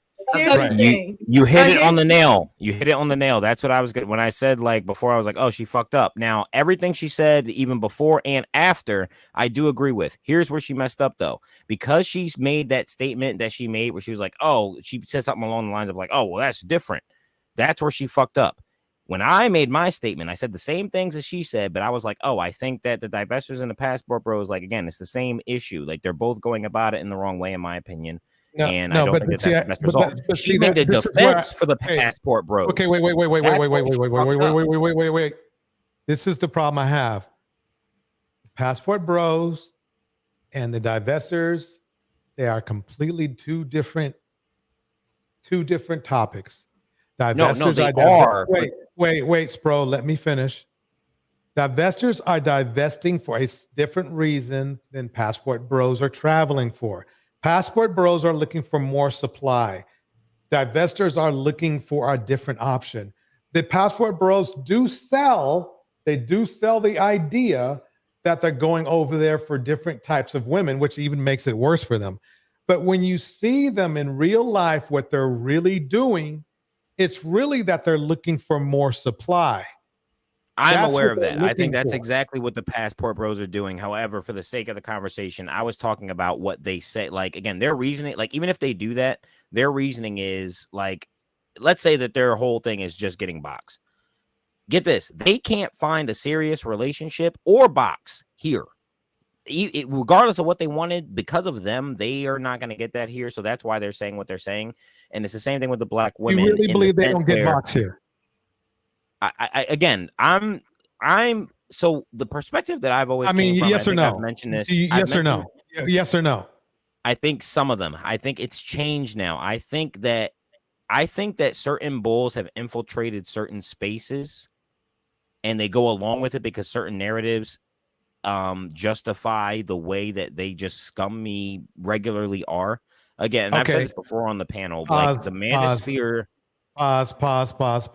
Betterment, what are your thoughts? What I was going to say is that this woman's not going to talk on the passport bros at all, because her target audience, what I'm hearing from her, and she's an echo chamber from Crimson and other manosphere. She's trying to get a Black male audience to grow her channel. Okay, she's trying to get that paper. Right. Because if she was to go for a divestment, yeah, her channel will grow, but it's not going to get as big as if she went against divestment. This woman, like, I'm going to call her a tether, because she is tethering on the words of the manosphere or passport bros. Is it possible that she just feels that way, and it just so happens that manosphere people? Not everybody. So it has to be she's a grifter. It has to be that she's only doing it for money. Wait. Because a woman could never have a different opinion. Bro, I had to actually put you on pause, bro. She wasn't done yet. I don't mind you interjecting and then leaving it at that, but then you keep talking. You can't do that. Okay, so basically, like you, Spro, you may think that that's how I feel, but you got to understand the game here. Some women are doing it just to fit their lifestyle. I or to agree. keep up with their lifestyle. It's not. Sometimes it's not about the passport bros talking point. But let's say she is. She is a Black woman. She is going against her own interest. She is going against other Black women like herself. These men really don't respect her. But isn't this Because a Black she woman is that's been married to a Black man for like 20 plus years? that So her maybe husband based probably off of don't her, respect her. what I'm saying is You need to based off stop of her talking. You really need experience. to stop talking because I am talking. Show some respect.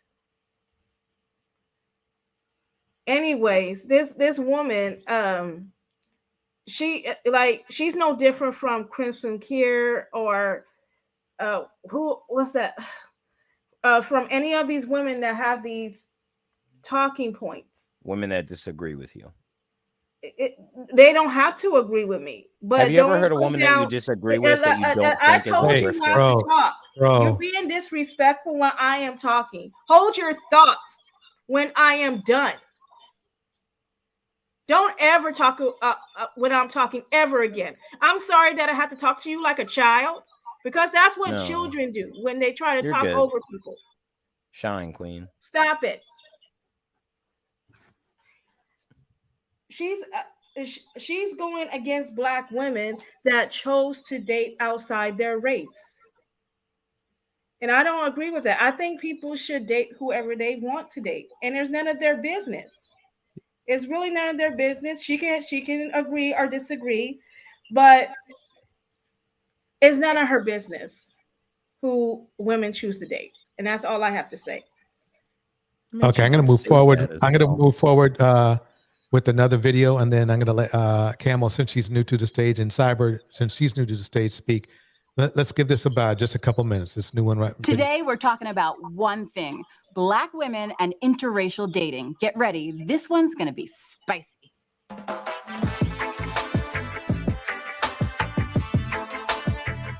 Hi, I'm Marley Hall. I've spent my entire career asking questions and getting the answers that inspire, inform, and entertain. Now I get to focus on what matters to our community and lead the conversations we have when we're the only ones in the room. So I have a few friends here to help me break it all down. Publicist and entrepreneur Tequila White, licensed therapist and host Tia Brown, and writer and podcast host Nicole Perkins. All right, so let's get right to it. Well, we have the rapper Eve and Serena Williams. They are among a growing number of Black women who have married white men. Some people call it swirling, and it made headlines recently when a co-host on The Real said this. And this is why I'm so emotional about it, because so many of our sisters are so lonely and they don't want to admit it. And all they got to do is just take a chance, because we don't have the love that we need. And you need to go out and find that one person. Yeah, there's a lot of that makes you feel yes. good. That one person that you can turn to when you have a bad day. And you don't have to turn to your girlfriends or your mama or somebody. You turn to that one person, he understands and looks in your eye. That's the one you keep, and I don't care what color he is. Well, I'll be honest, I got a little emotional when I saw that. I'm sure women of all races can relate to feeling lonely at some point in their lives, but Black women especially have a unique set of challenges when it comes to meeting, dating, and marrying. So, Tia, you're the relationship expert.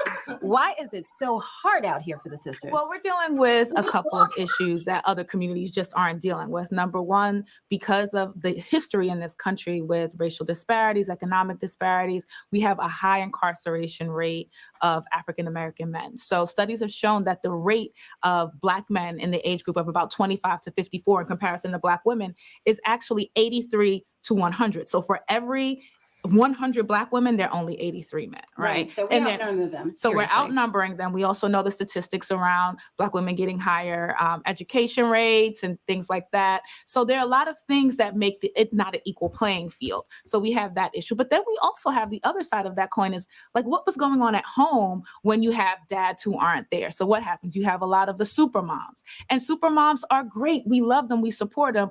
But unfortunately, a lot of times that creates a different depiction of what womanhood should be like for an African American woman, right? So you see little girls growing up without men in the household, and Black boys growing up thinking that women do it all and Black women are workhorses. Right. And it sounds so harsh to say, but these dynamics impact how we feel. Right. And that all Black women are like their mom. All Black women are like their mom. You know, another thing that we don't talk about too is Let that me pause it right there. Let's go to Camo first, then Cyber, then A Lady, then Creative, then Betterment, and then Spro. Hey DJ Torch, hey panel and everyone. I'm sorry if there's any interruption. I'm on my way to work.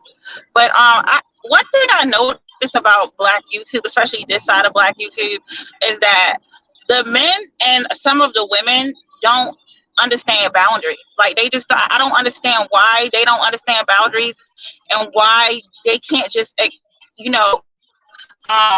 can disagree or not agree with someone, but you force them to talk to you, and you can't force them to think the way that you think. I really don't understand that. And a lot of this stuff just don't make sense. It's like we live in it. We don't move forward in time with what's going on. If you look at the amount of, first of all, there's not enough Black men anyway. Even if all Black men was doing sane and and all of the things to be like a great mate, it wouldn't be enough for Black women anyway. But that's not the case, because even with the number that we have, a lot of them are not suitable mates.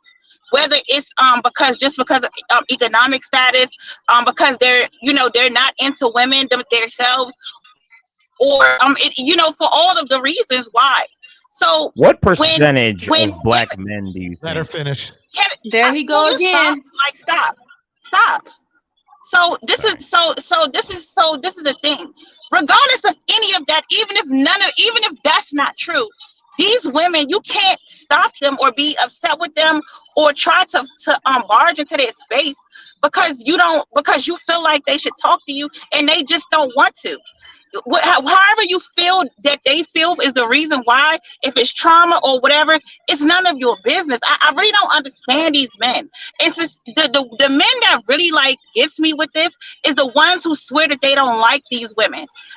These women, a lot of these women who are not the stereotypical beauty standards of in America for Black women, but you can't leave them alone.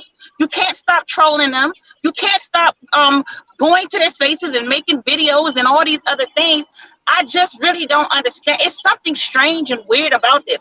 YouTube for all of us is not our everyday life. A lot of us do have healthy relationships with Black men, whether it's Black co-workers or family members, neighbors, or whatever. YouTube is not the space for that, because the Black men in this space is not healthy. And mentally, they're not. You do not want to deal with them. They put you in that place where you do not want to deal with them.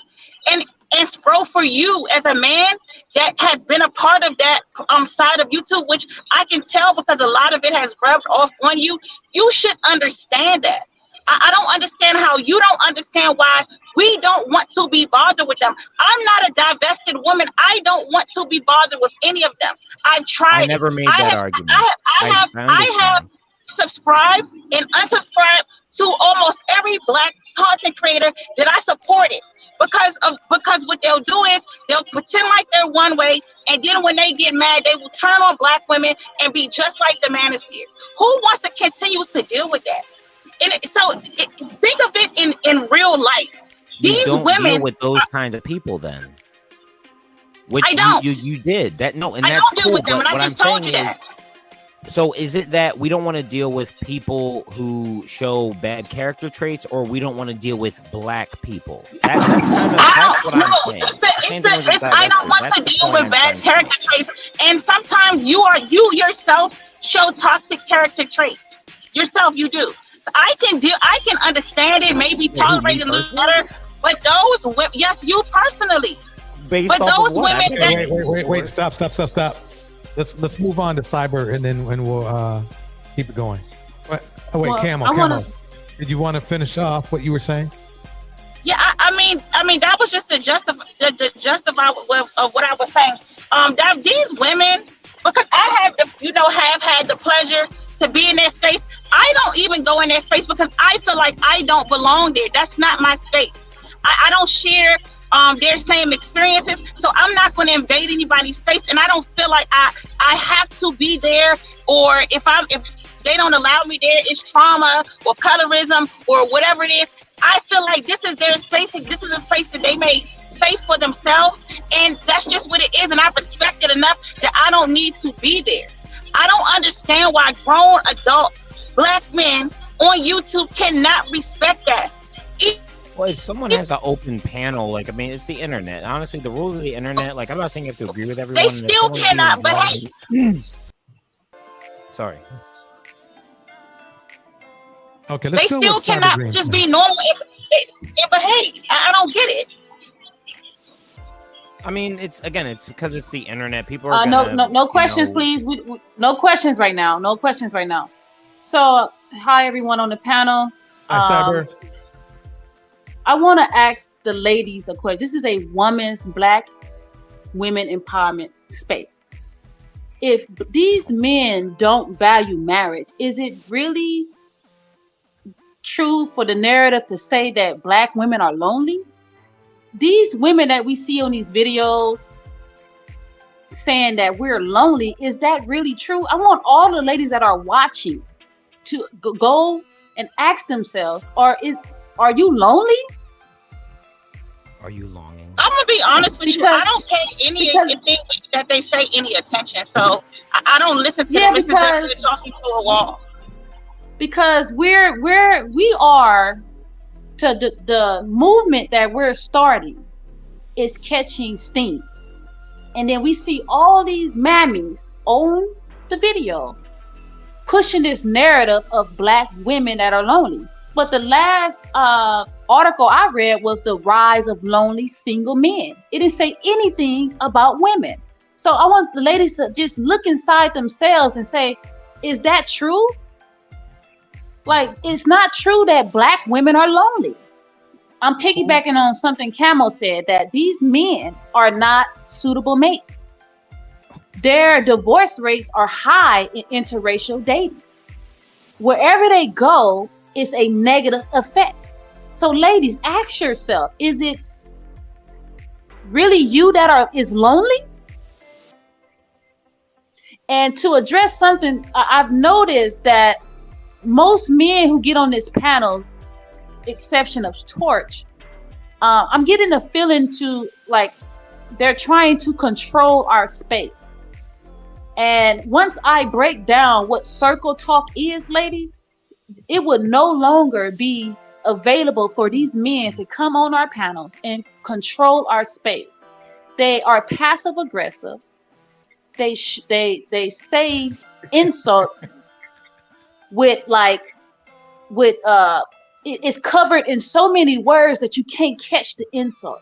You have to listen very, very well when these men are speaking. I know it's hard to the ears. I know we are frustrated, but listen, do you see what this man is doing? I want you guys to go back. One panel, one show DJ has, I'm low. Here he go again. I want you guys to go back on DJ Channel's page and look at all of the shows that this man Sprue was on. I want you to analyze. Please do. I want you to take notes, and I want you to see he interrupts. I want you to see his passive aggressiveness. I want you to see his insults. I want you to hear his fake tone. He's only here to try to control our space. He said out of his own mouth, ladies, that he gets kicked out of the Manosphere panels. And that's all I got to say. Well said. Creative. Okay, I'm here.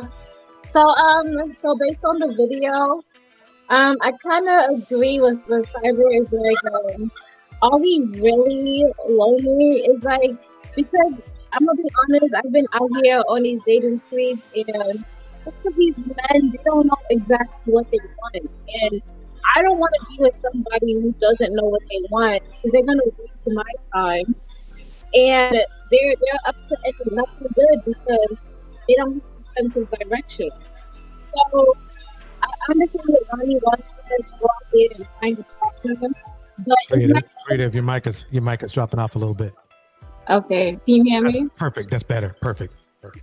Okay, so I don't understand what Lonnie Love was saying. Like, I think a lot of black women are trying to date. It's like, you know, I don't.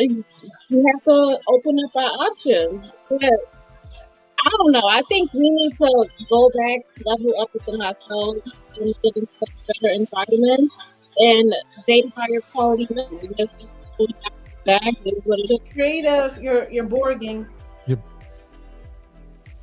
Okay, let's go over to A Lady for a minute. A Lady. Hi. Yeah, I do hear some. Okay, yeah, it's better now. Okay, so this woman, she to me exudes Black female excellence. That's the first thing that I thought. She's smart, articulate, beautiful, natural. I love her hair. She just, to me, just captures, you know, a smart, Black, beautiful woman. I don't know her. I just saw her and heard her speak for a few minutes.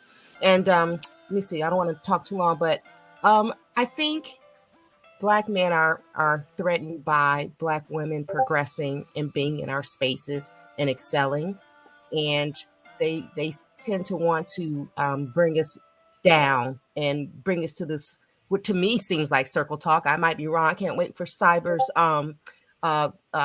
stream when she tells what it is. So yeah, I think this debate, the way that somebody said that they debate, or you know, they can hear the Black manosphere on Sproul, you absolutely can. They will latch on to one little comment and have you going spiraling down a rabbit hole. And yeah, we peep you, we see you for who you are, Sproul, just so you know. All right. Let's go back over to Camo. I don't know. You know, I think Spro, I'm just going to call him, because I've been in spaces with Spro before. I don't, you know, I don't want to say I can tolerate him, but I think that, you know, he made a decision that he, you know, stepped back from some of the red pill stuff. And like I said, it's still there though. Like, it's still on him. So I think that maybe being around and Spro, you got to listen sometimes, especially when you're talking to women, because a lot of that stuff that you're saying is what manosphere and red pill men say, or somebody, any other man that's on the internet, a Black man or something, that want to insult Black women by saying that it's trauma and it's this and it's all of these other things. First of all, like, Black people are traumatized, period. Like, just as being Black people. And Black women specifically, we are minorities in many more categories than Black men anyway. So yes, there's always going to be some type of trauma, but the trauma is not always men. We're not men. We don't, the way that men seem to have a woman around all the time is crazy. If I was to get a divorce today, I would be fine. Like, I wouldn't die. Like, you know, it just is what it is. I'm not going to lose myself and turn into some man-hating machine and, you know, be in some type of pill and all this other stuff, because it's just life. Like, things happen. But for some reason, it seemed like the men don't know how, and I can't even say that it's men just in this space, because in my professional world, I have had conversations with some white guys that's in this state of incel too. That's in my profession. Recently, actually, which was disappointing to have to hear this and have this conversation in real life, because then I have to check him and bring him right back down to life, because he was saying this stuff to me like, yeah, you know, we guys are not even dating anymore. And I'm just like, no, you and a few other guys is not dating. Stop making this a whole man thing. Like, all men don't share your problem. So just like all Black women is not traumatized over men, just men. The Black community as a whole is traumatizing for Black women, starting at childhood, of some of the things that we go through, and the Black community ignores it. The abuse that we go through physically, mentally, and sexually that we go through is traumatizing, yes. So to expect for women to constantly continue to be exposed to abuse just because they're Black is insane. But I'm gonna stop. I'm not gonna wrap y'all up because then I can keep going about this. It's just disappointing to hear. We try to create spaces where we don't have to hear that stuff. So when you get a guest in somebody's space and you bring that type of energy, it's disrespectful. I don't go to Manosphere channels. I don't go to Incel channels. I don't go to Passport Bro channels. I don't go to men channels at all on YouTube, other than like gamer channels or some type of white commentary or something like that. But on this side, I don't go to no men's spaces because I don't like the way that they make me feel when they talk about Black women.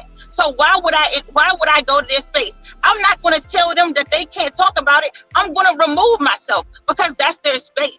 But Black men seem to have trouble doing that. Just remove yourself if you don't like what somebody has to say. Not talking to you at this. You're breaking up, Camel. You're broken up, Camel. Camel. We can't hear you, You're Camel. boarding. You're You in boarding. the building, huh? Oh my God, we're boarding. It broke up a Okay, little. you just move on. So, can you still hear me? But no, Spro, I'm not. This all ain't for you. Like, this all ain't for you to bear. But I want you to keep in mind that when you go to certain spaces, everything ain't. You can't do that everywhere. We're not those those women. No, I'm fully aware. Get this. If I join a discussion, because I'm not gonna lie, the same thing, because like I go to Manosphere panels, and when I say like, because basically I kind of do the reverse. I go to them and I'm like, well, guys, listen to what the sisters are saying. They're saying this, and they get me the fuck out of here. Now I know how men talk because I'm a man, so like sometimes with them, with a few, not all the time, and not every panel. Some panels are toxic as fuck, and they're not trying to hear anything. Other panels, they're open to it. They'll disagree. They'll kick niggas off. They'll bring bulls up. And then sometimes there are bulls that will go on certain Manosphere channels and they're just like, oh, women this, women that. And everyone will be like, look, man, we have our gripes with women, but like, we don't hate women. So you can get the fuck on. So like, they get me out of here too. I'm not saying, again, I think it depends on someone's thing. I don't like, again, there's men's spaces, there's women's spaces. Obviously they're catered to those people. If people want to go over into other space, if people want to go over into other spaces and they're allowed, I think they need to, tread cautiously and just be aware of what they're getting into when they go into it. Even if they're being allowed, they need to understand that it's not that space. But if someone wants to do what they want to do, they don't have That's to. perfect. See, Spro, you were perfect right there. Not that space. Land a plane. I think that what these men fail to understand is that we don't care what they're saying. We don't. And for the Black women who do, you need to stop caring about what these men have to say. Like, look at the men who are talking, like, seriously. Like, why do you care about what these men are saying? Let them run their mouth. No one is listening to them but them. So I think that the Black men are also upset that we don't care. And they want us to care so bad that about these grievances and what they feel about weave and makeup and lashes and all this bull. We don't care. We're not like you're right. You're right. Well, let's leave it right there. I'm gonna start playing a little bit more of the video, and then Can I get a few thoughts in before you move on? Sure can. Okay, so I'm not gonna lie, I get lonely sometimes, and it's sometimes. But at the end of the day, like, I'd rather be alone than be with a man that's very insecure of what I got going on and feel miserable that he's insecure with me. Like, some guys these days, they feel like they're so insecure within themselves, like they feel like they have to control the woman to feel like a man. Like, I saw this one video on YouTube where a man posted something on TikTok destroying his woman's makeup, saying that she left all her makeup on the counter when it was in a box, all organized, nice and neat. And to me, that's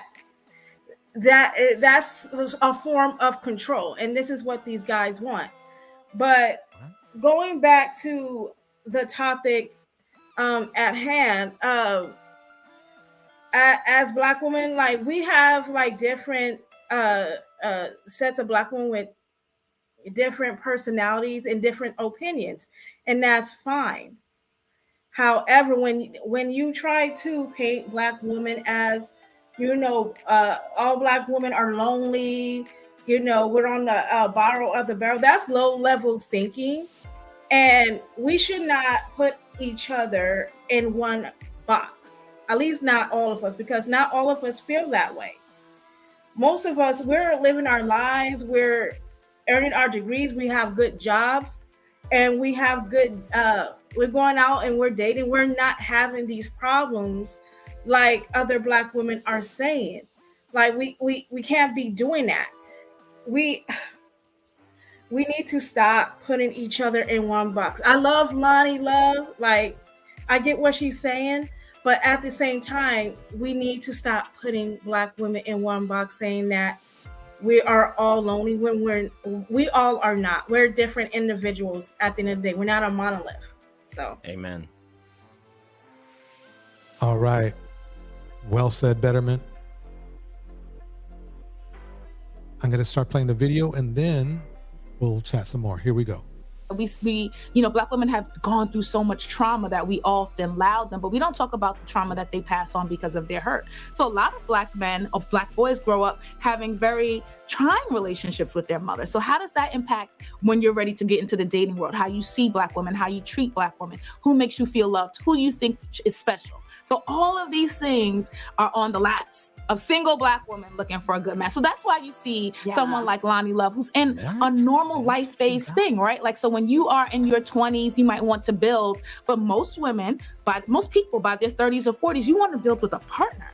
And when it's hard to find a partner because there are real issues of disparities in numbers, 40s? Who's eligible, who's ready, you're sad.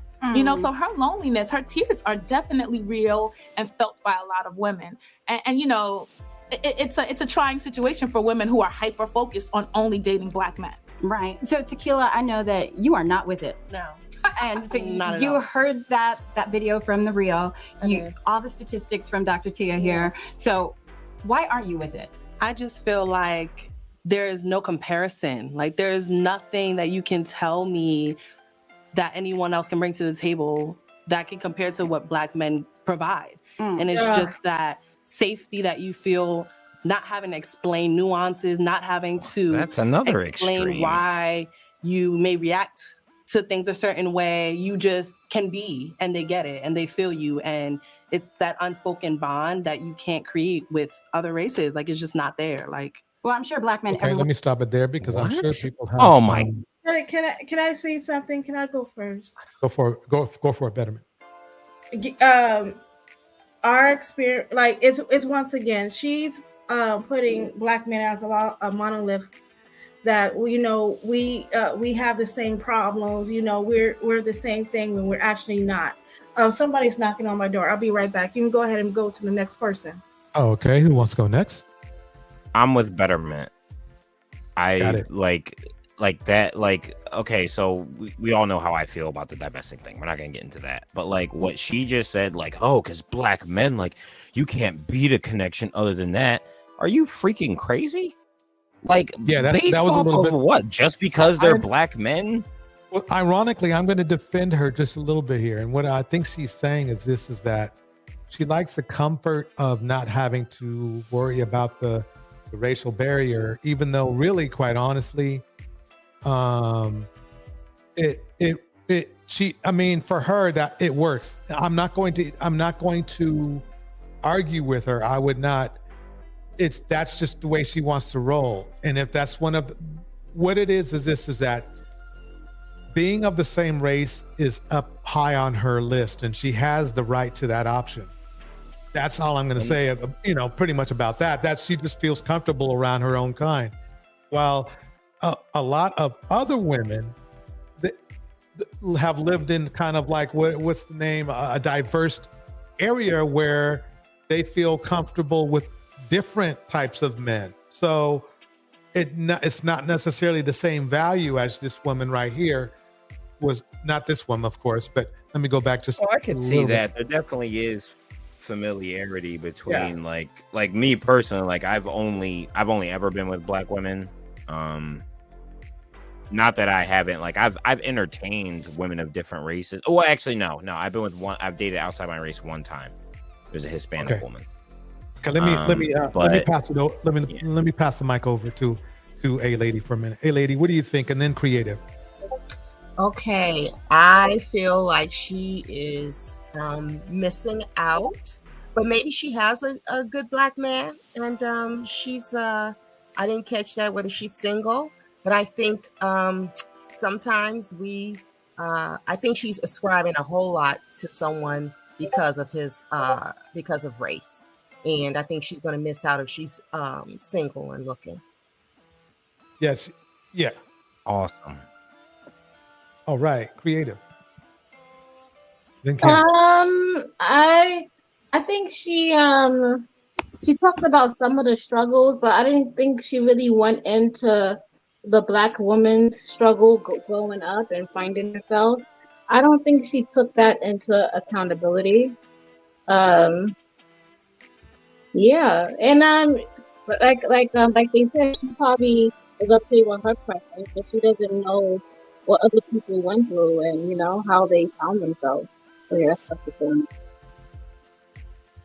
All right, Camo. Can y'all hear me? Sure can. Yes, you're good and clear. Okay. All right, I'm gonna try to talk fast because I'm getting close to my job and the phone will interfere. But I think that I don't demonize black women who feel the way that she feel about black men. I think that quality, I spoke about this before, when everybody talks about modern women, and a modern woman, the modern woman is going to be with her own. That's the most modern thing that you can be. Not the modern woman, but a traditional woman is always going to be with their own. Like, that's the most traditional you can be.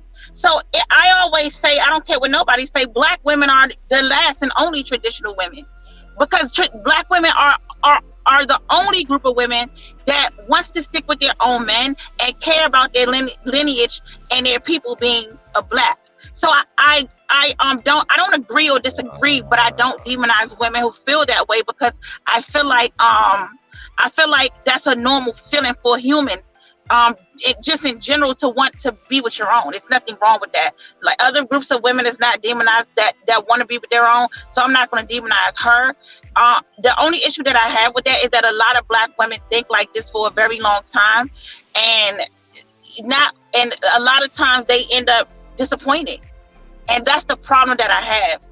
And it goes again where I said there's not enough suitable mates. So hopefully in her situation, she finds a black man who values her as much as she values black men. I would like that for her.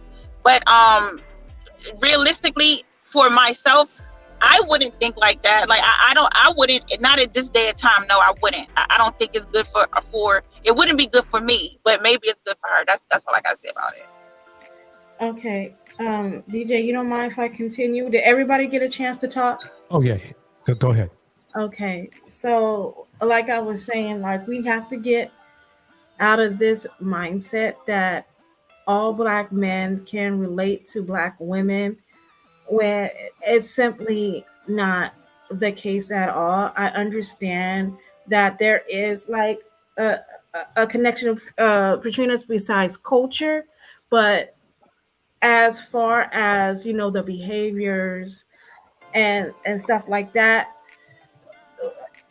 I have no, like, to me it's like she needs to reevaluate what she is saying on this platform, because not every black man is on the same page as her.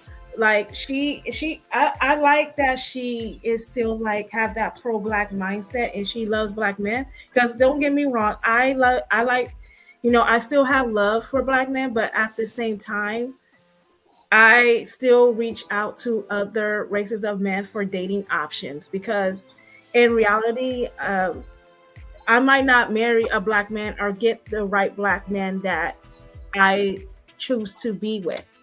And I'm not saying that she is wrong on this. I'm just saying that we need to stop putting men on a pedestal and uplift ourselves on a pedestal, because these guys are not doing it for us, and we have to look within ourselves and start loving ourselves first. That's what I'm saying.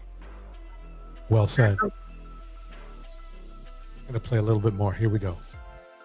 Having to explain nuances, not having to explain why you may react to things a certain way. You just can be, and they get it, and they feel you, and it's that unspoken bond that you can't create with other races. Like, it's just not there. Like, Well, I'm sure black men everywhere are applauding as you say that.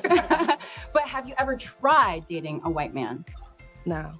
I haven't tried Not even not curious. to. I haven't tried not to. I haven't like had someone approach me and me say, no, you're not black, so I'm not gonna talk to you. But I haven't actively gone out and searched for it. I just interested. No, I just feel like even in the conversation, like I can feel my mind drifting away. Like I'm not engaged. I'm not feeling that bond, that connection, that there's just certain swag and flavor that black men just have.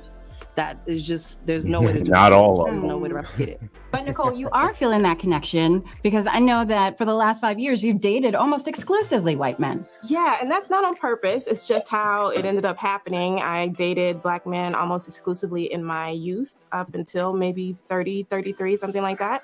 But I don't have a problem dating whoever's going to take care of me, whoever's going to treat me well, whoever treats the people around me well, whoever is a good person. Now, here's the funny part.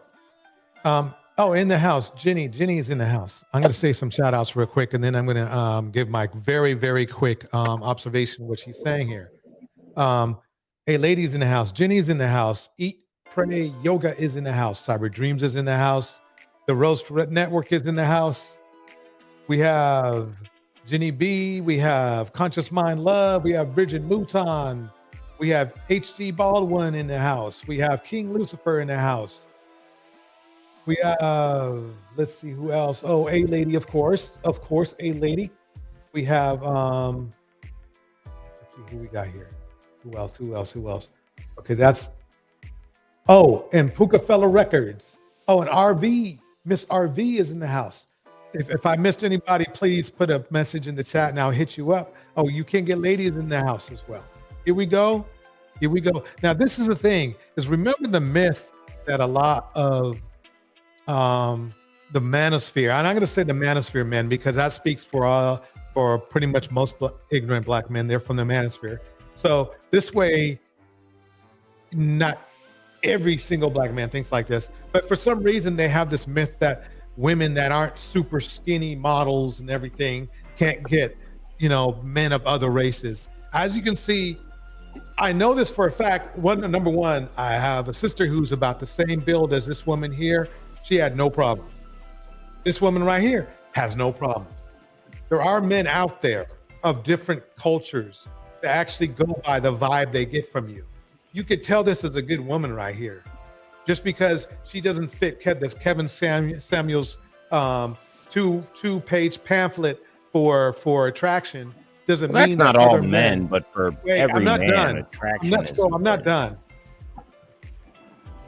That doesn't fit the Kevin Samuel's two-page pamphlet on how men should be attracted to women, even though Kevin Samuel's black and knows nothing about the other cultures, by the way. She sounds like she's pretty happy with what's going on. That's my point. You don't mind if I intercede?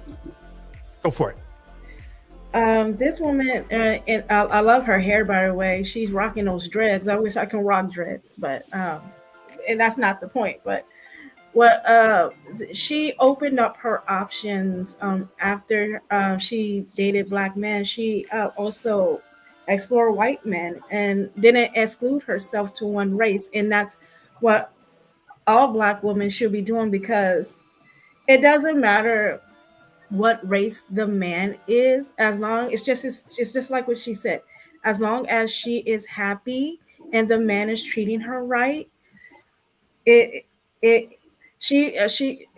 she will be the happiest person on earth. That, you know, that's, you know, basically how I feel, that, you know, based off the smile, because I can see her smiling in this video. You know, yeah. So I like, if you just stick in my opinion, the way that Black men are, you know, treating Black women and not marrying us, that's the most miserable thing that you can ever go through when you're handling this type of abuse, and when men don't marry you. You know, if you're looking for marriage, then you're probably going to have to look for it elsewhere, because the men are in our community, and I'm not saying all, I'm saying some, they're not looking for marriage. They're just looking for a place to lay their head. They're just looking for a woman that they can control and keep in their spaces, because they're not secure enough to find within themselves what it is to be a man.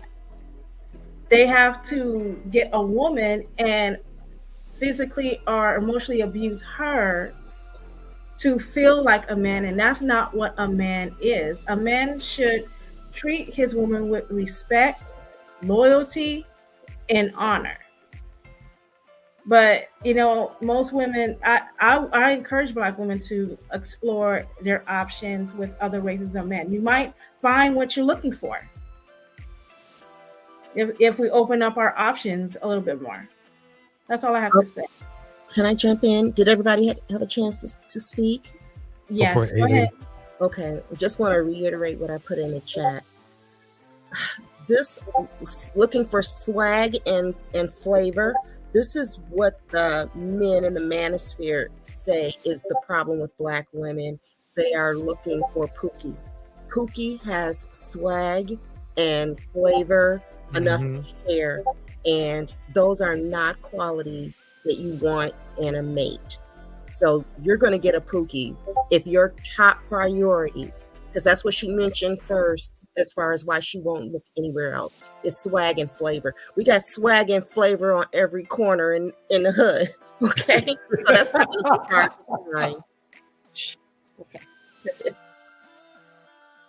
All right, Camo, do you have you have anything you would like to say? I think that I mean, yes, like for top, as far as top priority of this swag, and like that's, I hear a lot, and I don't just hear Black women say that, I hear but that too sometimes. Camo, you're borging. You're borging. Can you hear me? Now, perfect, right there. Perfect. Wherever you are, don't move. Okay. Okay. So yeah, I'm parked right now. So yeah, I've heard if you ask Black men, what is it that you think that makes you the most desirable man on the planet, and all of these things that you delusionally say, and they'll say stuff like that. Well, you know, our penis, of course, they'll talk about that, and then they'll say like, oh, the swag, like don't nobody got swag like Black men. And a lot of women don't care, like that thing that a lot of Black men talk about. There's certain kinds of women that don't like that anyway. I don't like that personality trait. I just don't like it. Like, it's just that thing that most of them talk about is not swag to me. That's not what swag or is.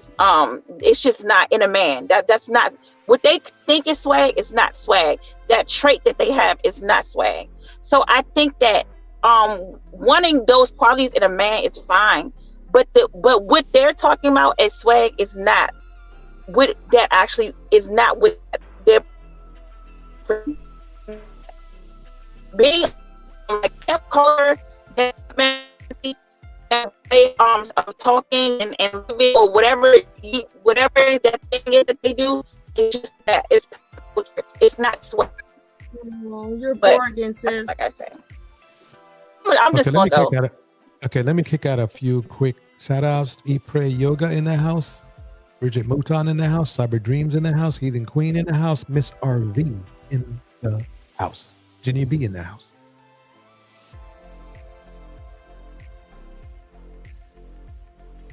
Like I try to be open and open. Wait, did somebody want to say something? Yeah, because I think sometimes people get confused with me with creative because they think our voices are similar.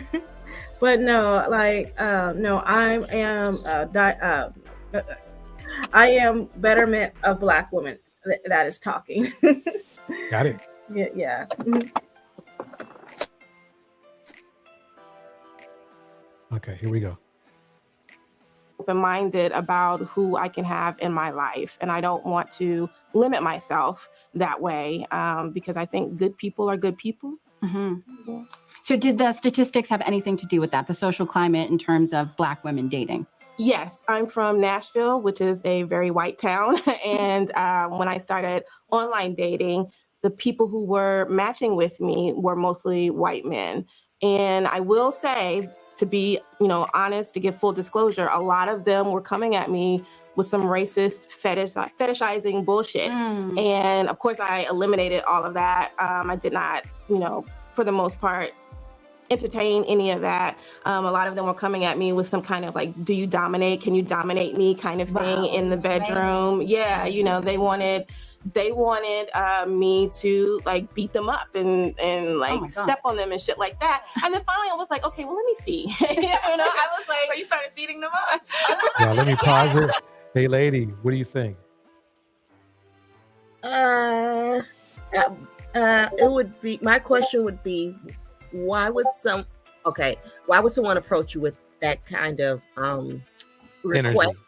Energy. Yes, that energy, totally. Maybe she exudes it. I don't know. That's weird to me.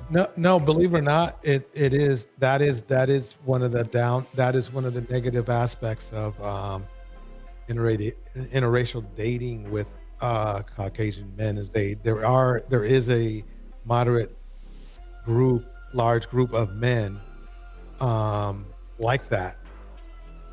There is, but it's not like, I'm not saying it's 90% of white men, we're talking about 9%, if you see what I'm saying. But at the same time, that's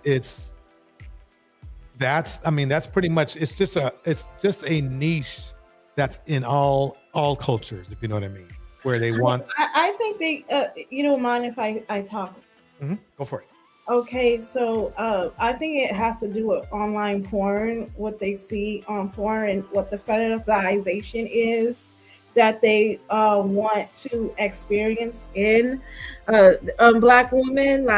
It's so weird, to hear this. I hadn't had a white man approach me like that, but just to hear something like that, like ghetto gaggers and all that stuff, beat me up, and that's just weird. Like, who says that to a woman? That's a turn off.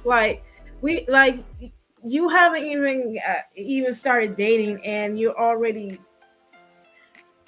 talking about this kind of stuff, and to me that's just a turn off to me. I don't want to be in a position those are the Brad Pookies. The Brad Pookies. Can I say something? I'm not surprised she got that. I get that too, and I think there's a lot of weirdos online that we have to address. There are a lot of weirdos and a lot of people who go to sex clubs and go on these kinky sites. The best way for them to hide is to hide it online. So I'm not surprised. I don't think it has anything to do with her per se. It's just a lot of these men are perverted like that. At first, when she first was talking about all that kinky stuff, and when a man is saying that he wants to dominate, I thought he was trying to what is it when a woman wears a dildo and the guy just bends over? Oh, that's pegging. Yes, I thought she was going to get to that, and I'm like, oh Lord, man. No, but dominatrix, they make a lot of money. My best friend, she was into all of that. She said she get like some clients once in a while, but when they do show up, they pay a lot of money for that stuff. Ugh. I can't get into that. Hey, no, I that's not my cup of tea, to just put on a strap on and just pretend to be a man taking another man. Like, go to gay porn. Go to gay porn. I think you have a better experience. All right, quick Can you shout out guys to hear Miss me? RV in the house. Sure Can you guys sound hear me? perfect, Camel. Okay, so I think one thing that bothers me a lot of times, and I know that it might just be our culture, is that a lot of times people think that certain things it's just in other people's culture and not in ours. It is in ours too. We just don't talk about it often. Like so I had a cousin, and she was like 300 pounds at the time, maybe a little bit over 300 pounds. She was a pretty big girl, but she was a very attractive girl. She's a lot smaller now. But when we were younger, probably like in our like early 20s, and she always used to have like these attractive guys, like you know, black guys, and I used to be like, damn, like she be getting them, like, don't she? And then she finally told me that like those guys was like paying her to like peg them or whatever. These were black men. These were, you know what I'm saying, like these were, you know, not Pookie and Ray Ray. These were the everyday, you know, I guess you could say you would see the business type, the you know, they were I guess I don't want to, you know, like just a higher class of like black men. And these black men were asking her to do this. So I think that there's this misconception that kink is only like kinky, you know, intercourse is only in other people's cultures, and it's not. It's in our cultures too. We just don't discuss it a lot, and we don't come in contact with it a lot because it's taboo. It's so much taboo in it in our culture. So I think it's just one of those things that I think black people need to like, especially with black women, need to understand that like a lot of people, other cultures pretty much it's not much of a difference really in it. It's just that a lot of times we all don't interact with those people, so you don't know it. You don't know it until you come across it, if you get what I'm saying. But that's all I wanted to say about that. Excellent. Well said. I'll bring it back around. A lady, what do you think?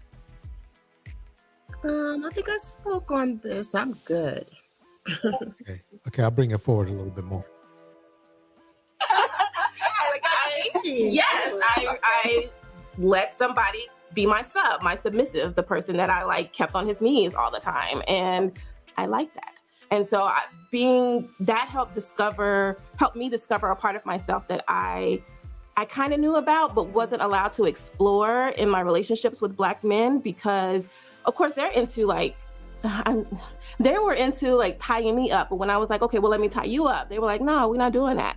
Well, why not? Like if I'm supposed to trust you with that kind of thing, why can't you trust me? Mm-hmm. So there's a lot of that. Like it's not just the sex, but it's also like this performance of masculinity that comes into play sometimes when I'm talking about just strictly like. I think it has to do with the fact that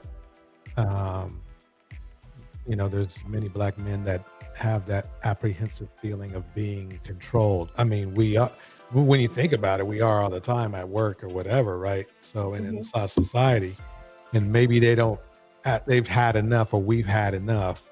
Maybe that's why we don't do the getting tied up stuff. So I don't do that either. Like, I feel like if I get tied up to a bed, it feels like a prison, like somebody's holding you captive. Right. Like I don't want to get tied up against it feels like it's going against my will. Like, nah, I don't do what's the name of that movie? Like when you have the CEO 50 Shades of Grey. Yeah, I don't do that. I'm not gonna lie, I will dabble in some of that stuff because it's fun. Wait. Since you know something, hey lady, since you mentioned that, I gotta get in a shameless plug. Here we go. Oh, he ain't took you on no real date, but y'all been Netflix and chilling, and you want to know why he ain't trying to court you? 41 Shades of Men: The Pursuit to Subdue and Use You. Girl, all these men using you. You just gotta figure out why. They say you should have chose better. And you should have, but you should have known better first. As quiet as it's kept, girl, you might be dating this man right here. The fellatio man. Girl, that man got a wife at home and maybe even a steady girlfriend. The problem is that girl don't give no head at all.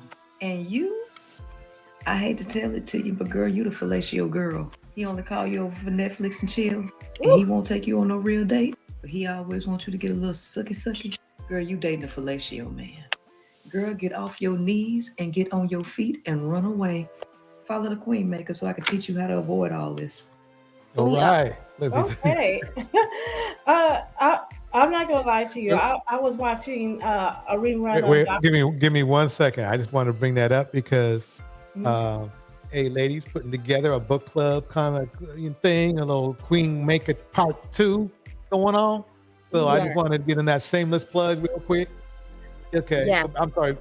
No, excuse me for interrupting. I'm sorry. No, you're fine. We're both going to read the book, and we encourage anybody else who wants to get the book. And we just have to set a date when we have our first meeting of it, because usually what we do is, in the book club is we read a chapter and then we talk about the chapter and then we go on like that. So you want to do it like that, DJ? We haven't had a chance to talk about it. We can talk about it. I want to join. That sounds interesting.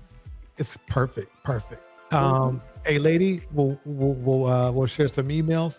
Your format sounds good to me. Okay, sounds great. Sounds like a plan. Get the book, everybody. I think I need to get it. Is it okay if I speak? Go for it. Oh, okay. So I was watching Dr. Phil this morning on YouTube, and it was just this whole bunch of side chicks that were with married men, and they know that these men were married, right? And I heard they all have different stories. Like, for instance, this one lady was like saying that she would give head to a man in a car, and he would just give her a box of chocolates. Whereas a woman, she said that the guy will give her $3,000, who will buy her a BMW and and he brought her a condo.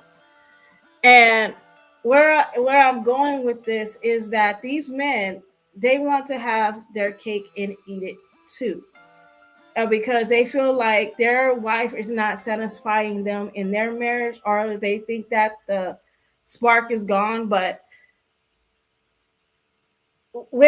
so when these guys don't communicate with their wives, or they don't tell them how they feel, or they just chose to do this because they feel like they're a man and they can, it can cause a lot of problems in a marriage, of course.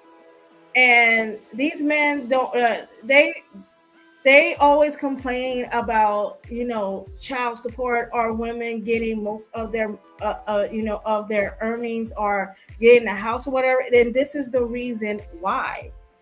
And as women, we should not be so insecure about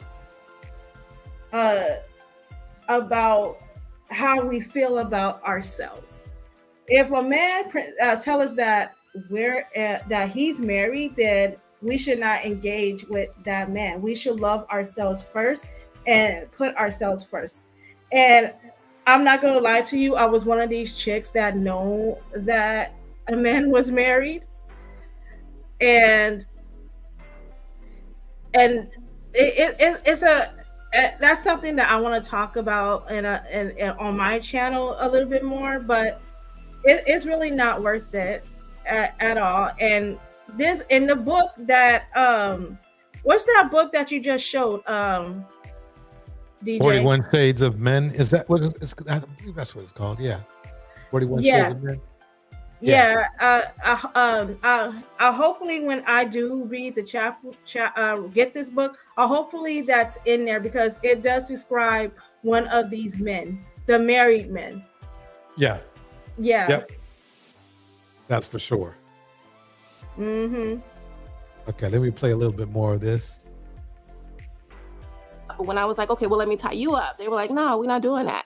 Well, why not? Like, if I'm supposed to trust you with that kind of thing, why can't you trust me? Mm-hmm. So there's a lot of that. Like, it's not just the sex, but it's also like this performance of masculinity that comes into play sometimes when I'm talking about just strictly like a sexual relationship, a casual relationship between like white men and versus black men. So that's part of also why I seem to kind of gravitate more towards white men in the last few years, even though I do miss the swag of black men. I miss the smell. Like they're really, that's terrible, right? But there is like a little bit.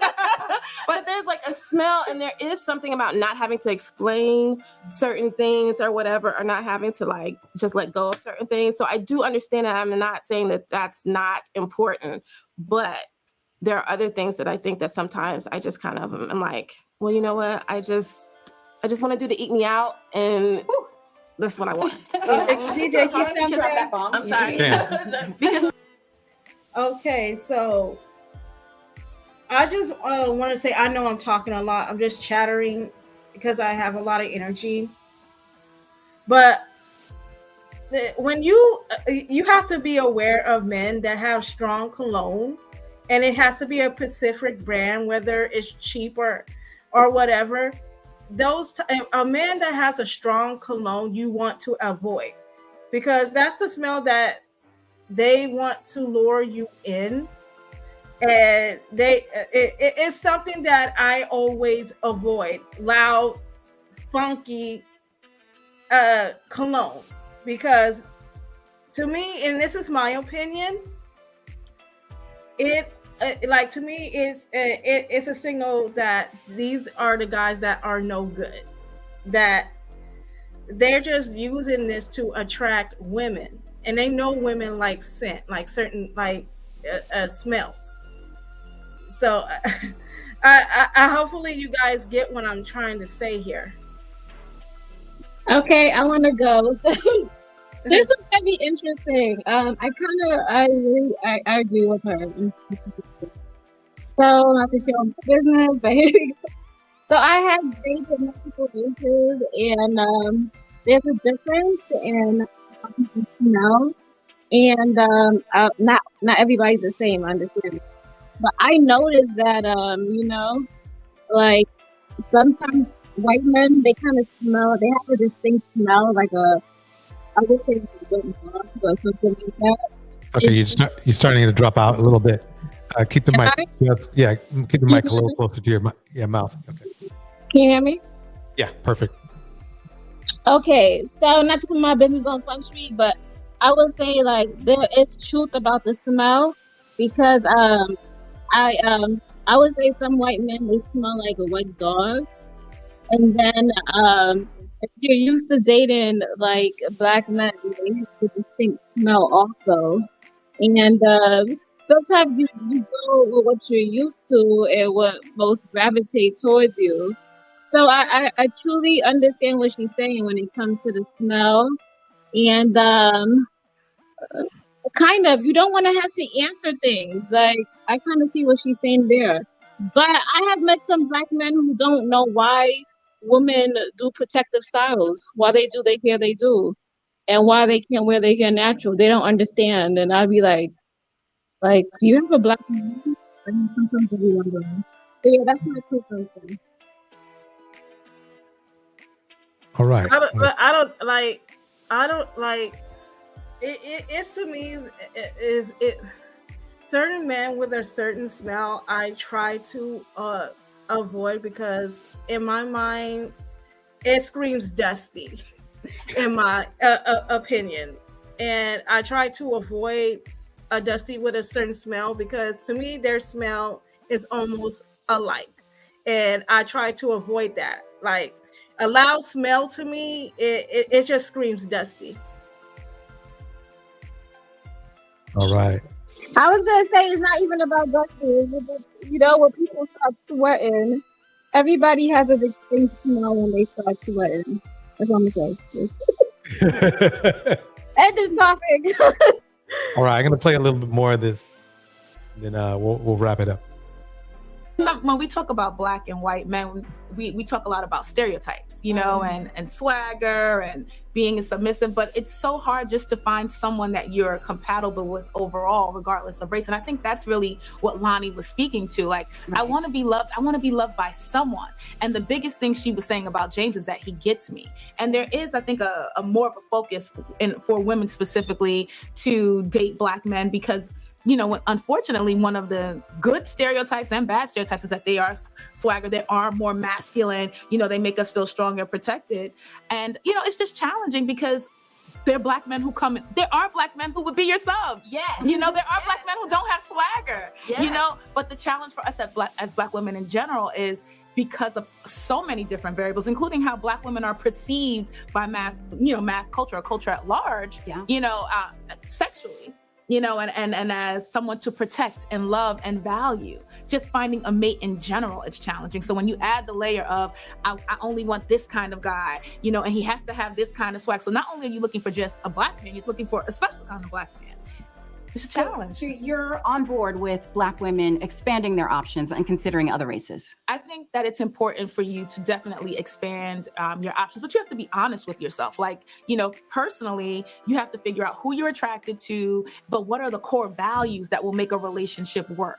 Right. So you can't just say, okay, go date white men or Asian men or Latino men because, there's this disparity in the numbers. Can I have a functioning, healthy relationship with a man of another ethnicity? But also, what am I looking for in my partners? Because, there are available black men, but a lot of times we are focused on the wrong things about eligibility. So, so it has to be a balance of all of those things. So speaking of All right, let me pause it. Hey, lady, go ahead and break it down for us. Yes, core values, that's everything. The swag and all of that, that's attraction, that's what gets you hooked. That's what you get infatuated with, but that is not anything. In fact, for me, if I am overwhelmingly attracted to a guy, I see that I know I need to put my shield up because I might be easily misled and I may not be concentrating on the things that I should be concentrating on. And I've actually had a man tell me, well, maybe more than one, that, nah, I can't mess with you. Just because he was really attracted to me. And I've heard other people say things like that, like, nah, I can't mess with her. She's too cute, or he's too fine. I know he'll have me doing, whatever. So yeah, it's about your values. That's what's the most important thing. Got it. Global black men who are educated, who have not been incarcerated, who are suitable matches for us. Are there just enough of them around? Well, I think the numbers would say no, right? Because if we look at even the numbers in terms of going to college, they'll say that there's a huge disparity. Black women are killing it there. But the reality is when we're picking, we don't actually have to pick so concretely. Because a man has not gone to college, that doesn't mean that he doesn't have a viable career. Just because a man has been incarcerated doesn't mean that he's dead to the world. And I'm not saying you have to go, marry. What do they have those shows like Marry? No. Yeah, I have to disagree with her on that because right. Look, he can have a good career, but if you're in the same field as your woman, for instance, and she has a bachelor's degree in whatever field you're both in, she can get paid more because she has more of the experience. She went to the college to get this experience, whether he did not. So basically, there's going to be a form of jealousy within that relationship because she's bringing home the bacon while he is bringing in little to no money. So I have to disagree with her on that one. Oh, yeah, I want to go ahead, DJ. Oh no, go for it. Yeah, this is the problem. People get hooked up on that initial attraction, but those things like having a record, it's going to bite you in the butt later on. And that's going to affect your credit rating, where you can live. It's just say no, okay? Please go to a different race before you go to prison and get a black man.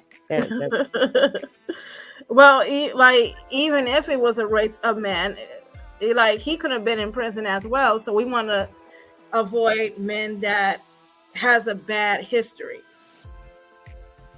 Yeah, let's make it clear. We're talking about any man of any race that's been to prison. It's a bad deal. Yes, take that People just off don't the change. table. Yeah. Take it off the table. Okay, let's see if she's gonna clean it up. Here we go. Too bad. I liked her fro too. Out of jail. But there are people, we know that our men are unfairly incarcerated. So sometimes someone might have. This. I don't know why we keep saying that. The thing is that I understand what she's saying. Some men are unfairly incarcerated, but you got to cancel that out to the guys who got away with it. Yeah. It's like there were black men that were falsely incarcerated, but that's not black men as a whole.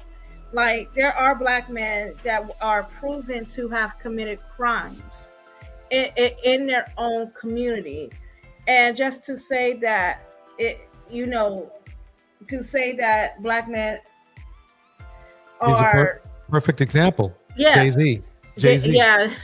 It like just to say that black men as a whole are falsely incarcerated. Has she even looked at the numbers? Did she even look as to why most black men are being incarcerated? Like to me, when you just say black men are falsely incarcerated, that doesn't make any sense to me. Like you have to come with stats on that. Like Right. why are you still bringing out like it's all black men being falsely incarcerated? That doesn't make any sense to me. So I'm sorry. No, go ahead. I'm done. Okay. When women say this, they usually have a family member or a son who's been incarcerated. And this is this mammying kind of black male worshiping syndrome. And I'll just, what I'm finding out, because I'm doing a lot of research on this, it usually comes from a place within women who are trying to, it's a selfishness. She wants to see, for example, her brother get a fair shake. So she's out here telling the world it's okay to date a man who has a record. He could have been falsely incarcerated. That's some BS. And that is, take it with a grain of salt. When anybody comes to you and says that, find out where they're coming from with that message of, oh yeah, sure, get a man that's in prison. No, just because he's black, no. I'm not down with that. When it's men around the world that you could be your potential husband. Like we're not going into that realm. It's just what's that show called? Lockdown, Love After Lockdown. I used to get cringe when women are looking for love in a prison cell. Like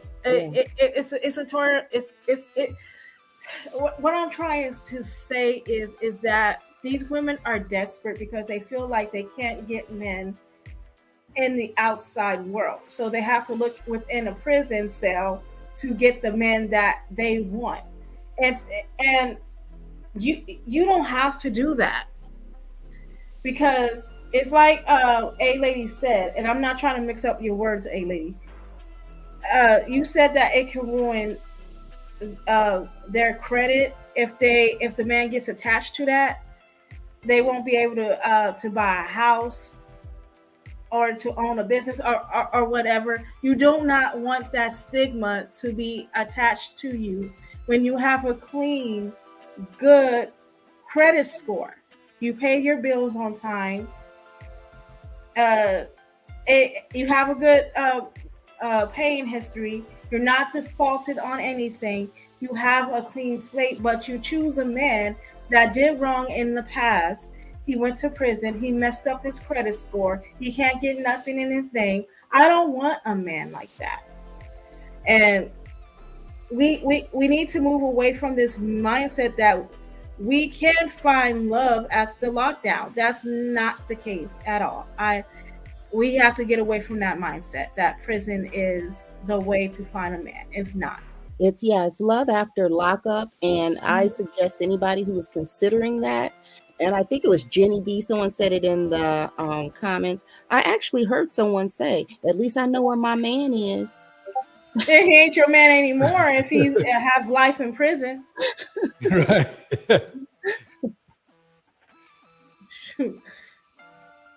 That is so true. I'm gonna play a little bit more. Have a record, and it's like, okay, well, what did you really do? You know, and is it something that prohibits you from being a healthy partner?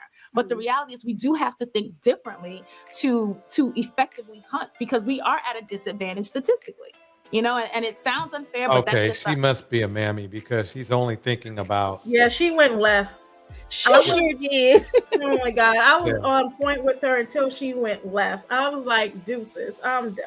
Her man Hey, must lady, be and in I, we prison. did the numbers earlier. Earlier in the live stream, and if you think outside the box, you have a lot more options. Let's just put it that way. And so Look, she's she thinking. took her mask off quick. She revealed who she really was, and I'm like, this whole thing. We need to wake up from this. This is not helping us. This is not helping our men. We're it's like we're coddling them through this interview, and I'm just like, oh my gosh, like really? Yeah, but see, Yeah. the I was gonna problem say- is. Go ahead. I'm sorry. Go ahead, Priya. Go for it. I know. I was gonna say it's sad. This kind of reminded me of when you see there's videos on YouTube circulating about how this black guy he had a preference, right? And he was, I guess he was about to hit her, and he had messed up the house, and I think he had hit one of the kids, and he had hit her, and it was a whole bunch of like black women and men and white men protesting outside her door, talking about how he was unlawfully locked up. He was targeted.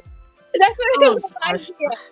Just like why most of these men who are locked up, they are locked up for a good reason, because they was at the wrong place at the wrong time.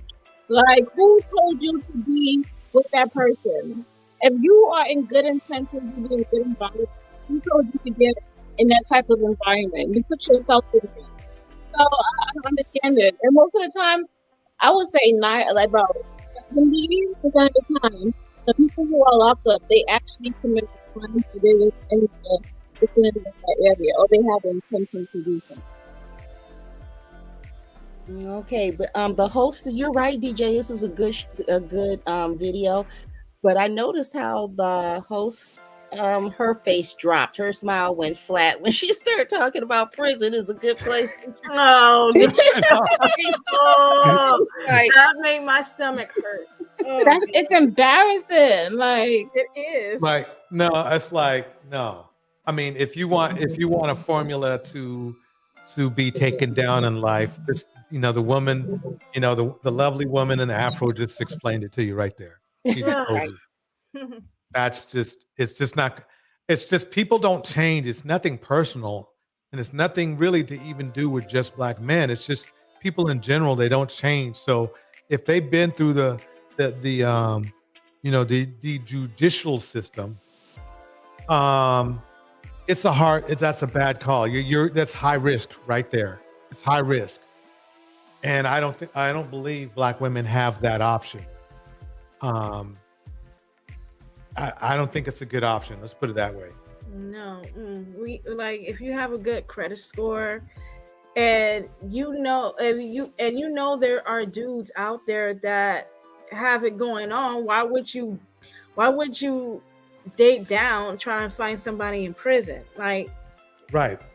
That's like below a bus driver. Like therapy has to be thrown in somewhere. Yeah.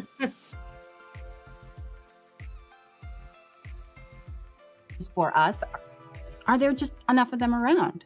Well, I think the numbers would say no, right? Because if we look at even like the numbers in terms of going to college, they'll say that there's a huge disparity. Black women are killing it there. But the reality is when we're picking, we don't actually have to pick so concretely. Because a man has not gone to college, that doesn't pick concretely, please. Yes, you do. That's the father of your children. That's a living example.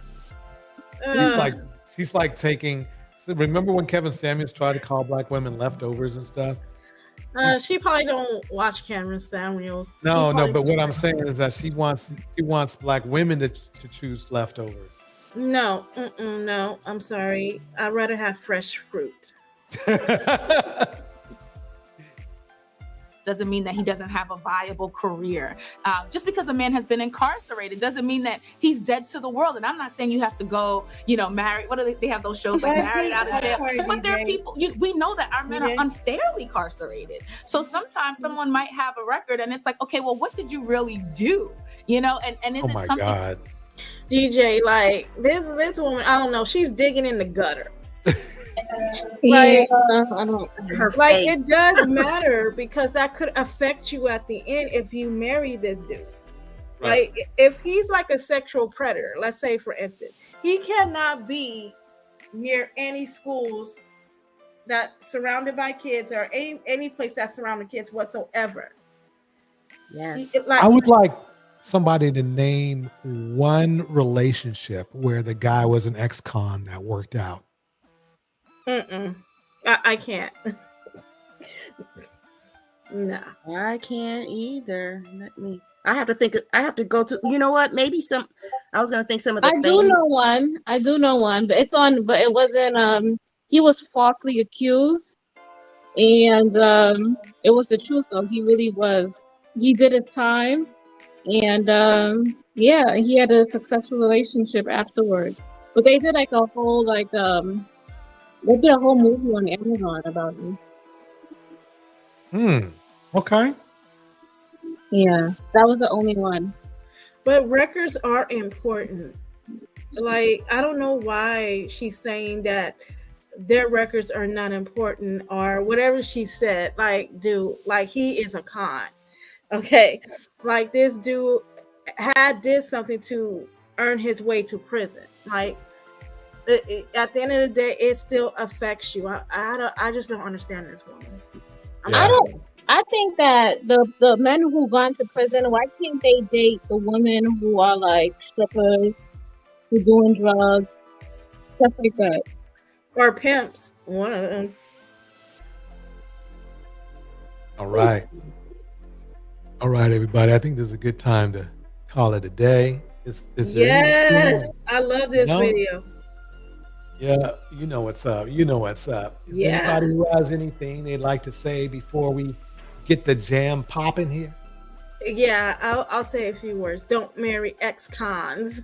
Don't date prisoners.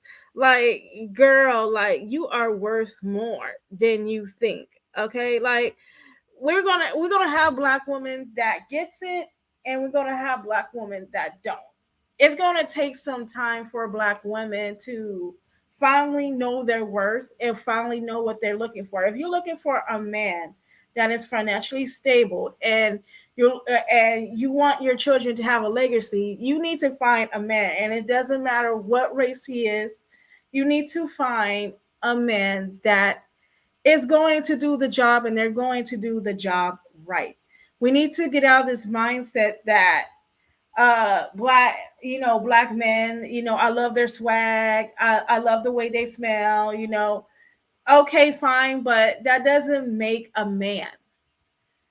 A man is supposed to be a provider. He's supposed to be a protector. He's supposed to give back to his community. There's a lot of stuff that I'm not a man. I'm just going off, what I think a man should be. But these are what are things that a man should be doing instead of just looking at what he looks like, or instead of just getting to know who he is. We need to get out of that mindset and start vetting men to making sure that if we do have a family, that our children will be okay after we leave this earth. That's all I have to say. Well said. Creative. How about you? Yeah, I'm gonna double down with Betterman. I fully agree with her. We need to understand our worth. We need to know that we are worthy of more. I mean, look at I would say, look at the white women, right?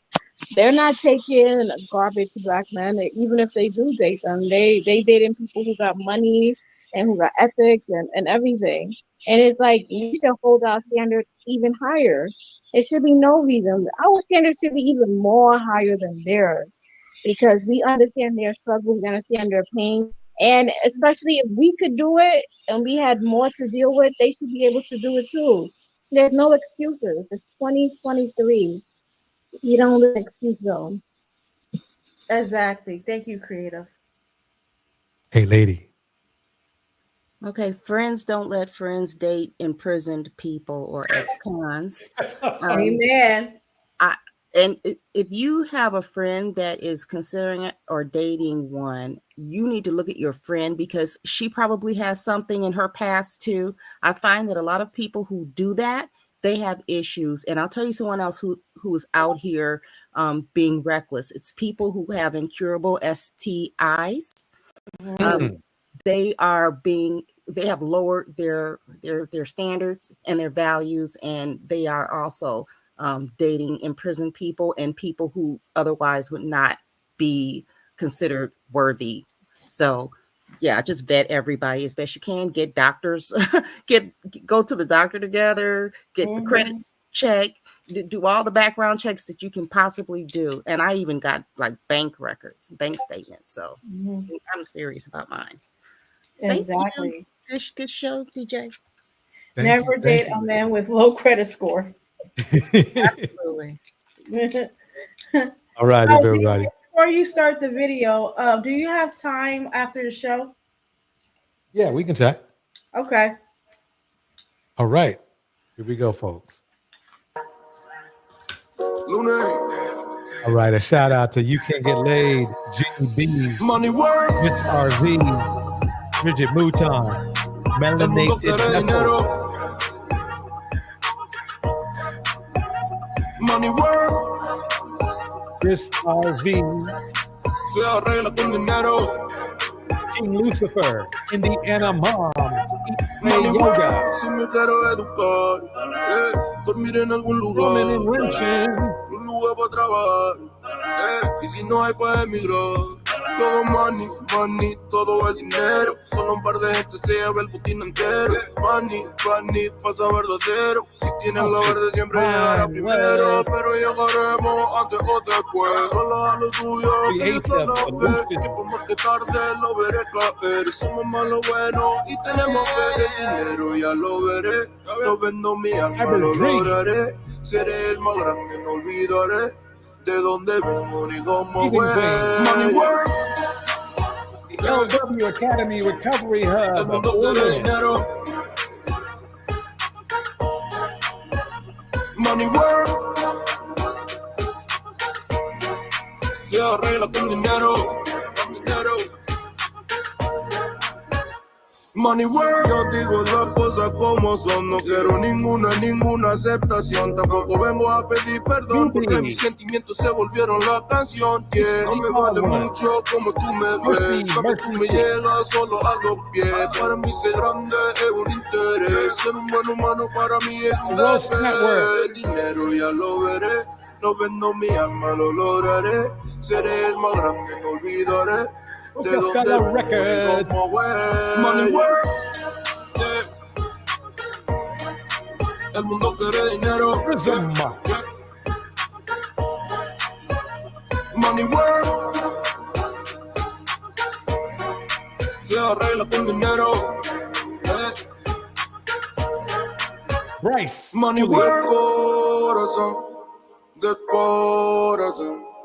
La plata no te hace ser feliz. Yeah, yeah, de corazón, de corazón. Yeah, yeah. La plata no te hace ser feliz.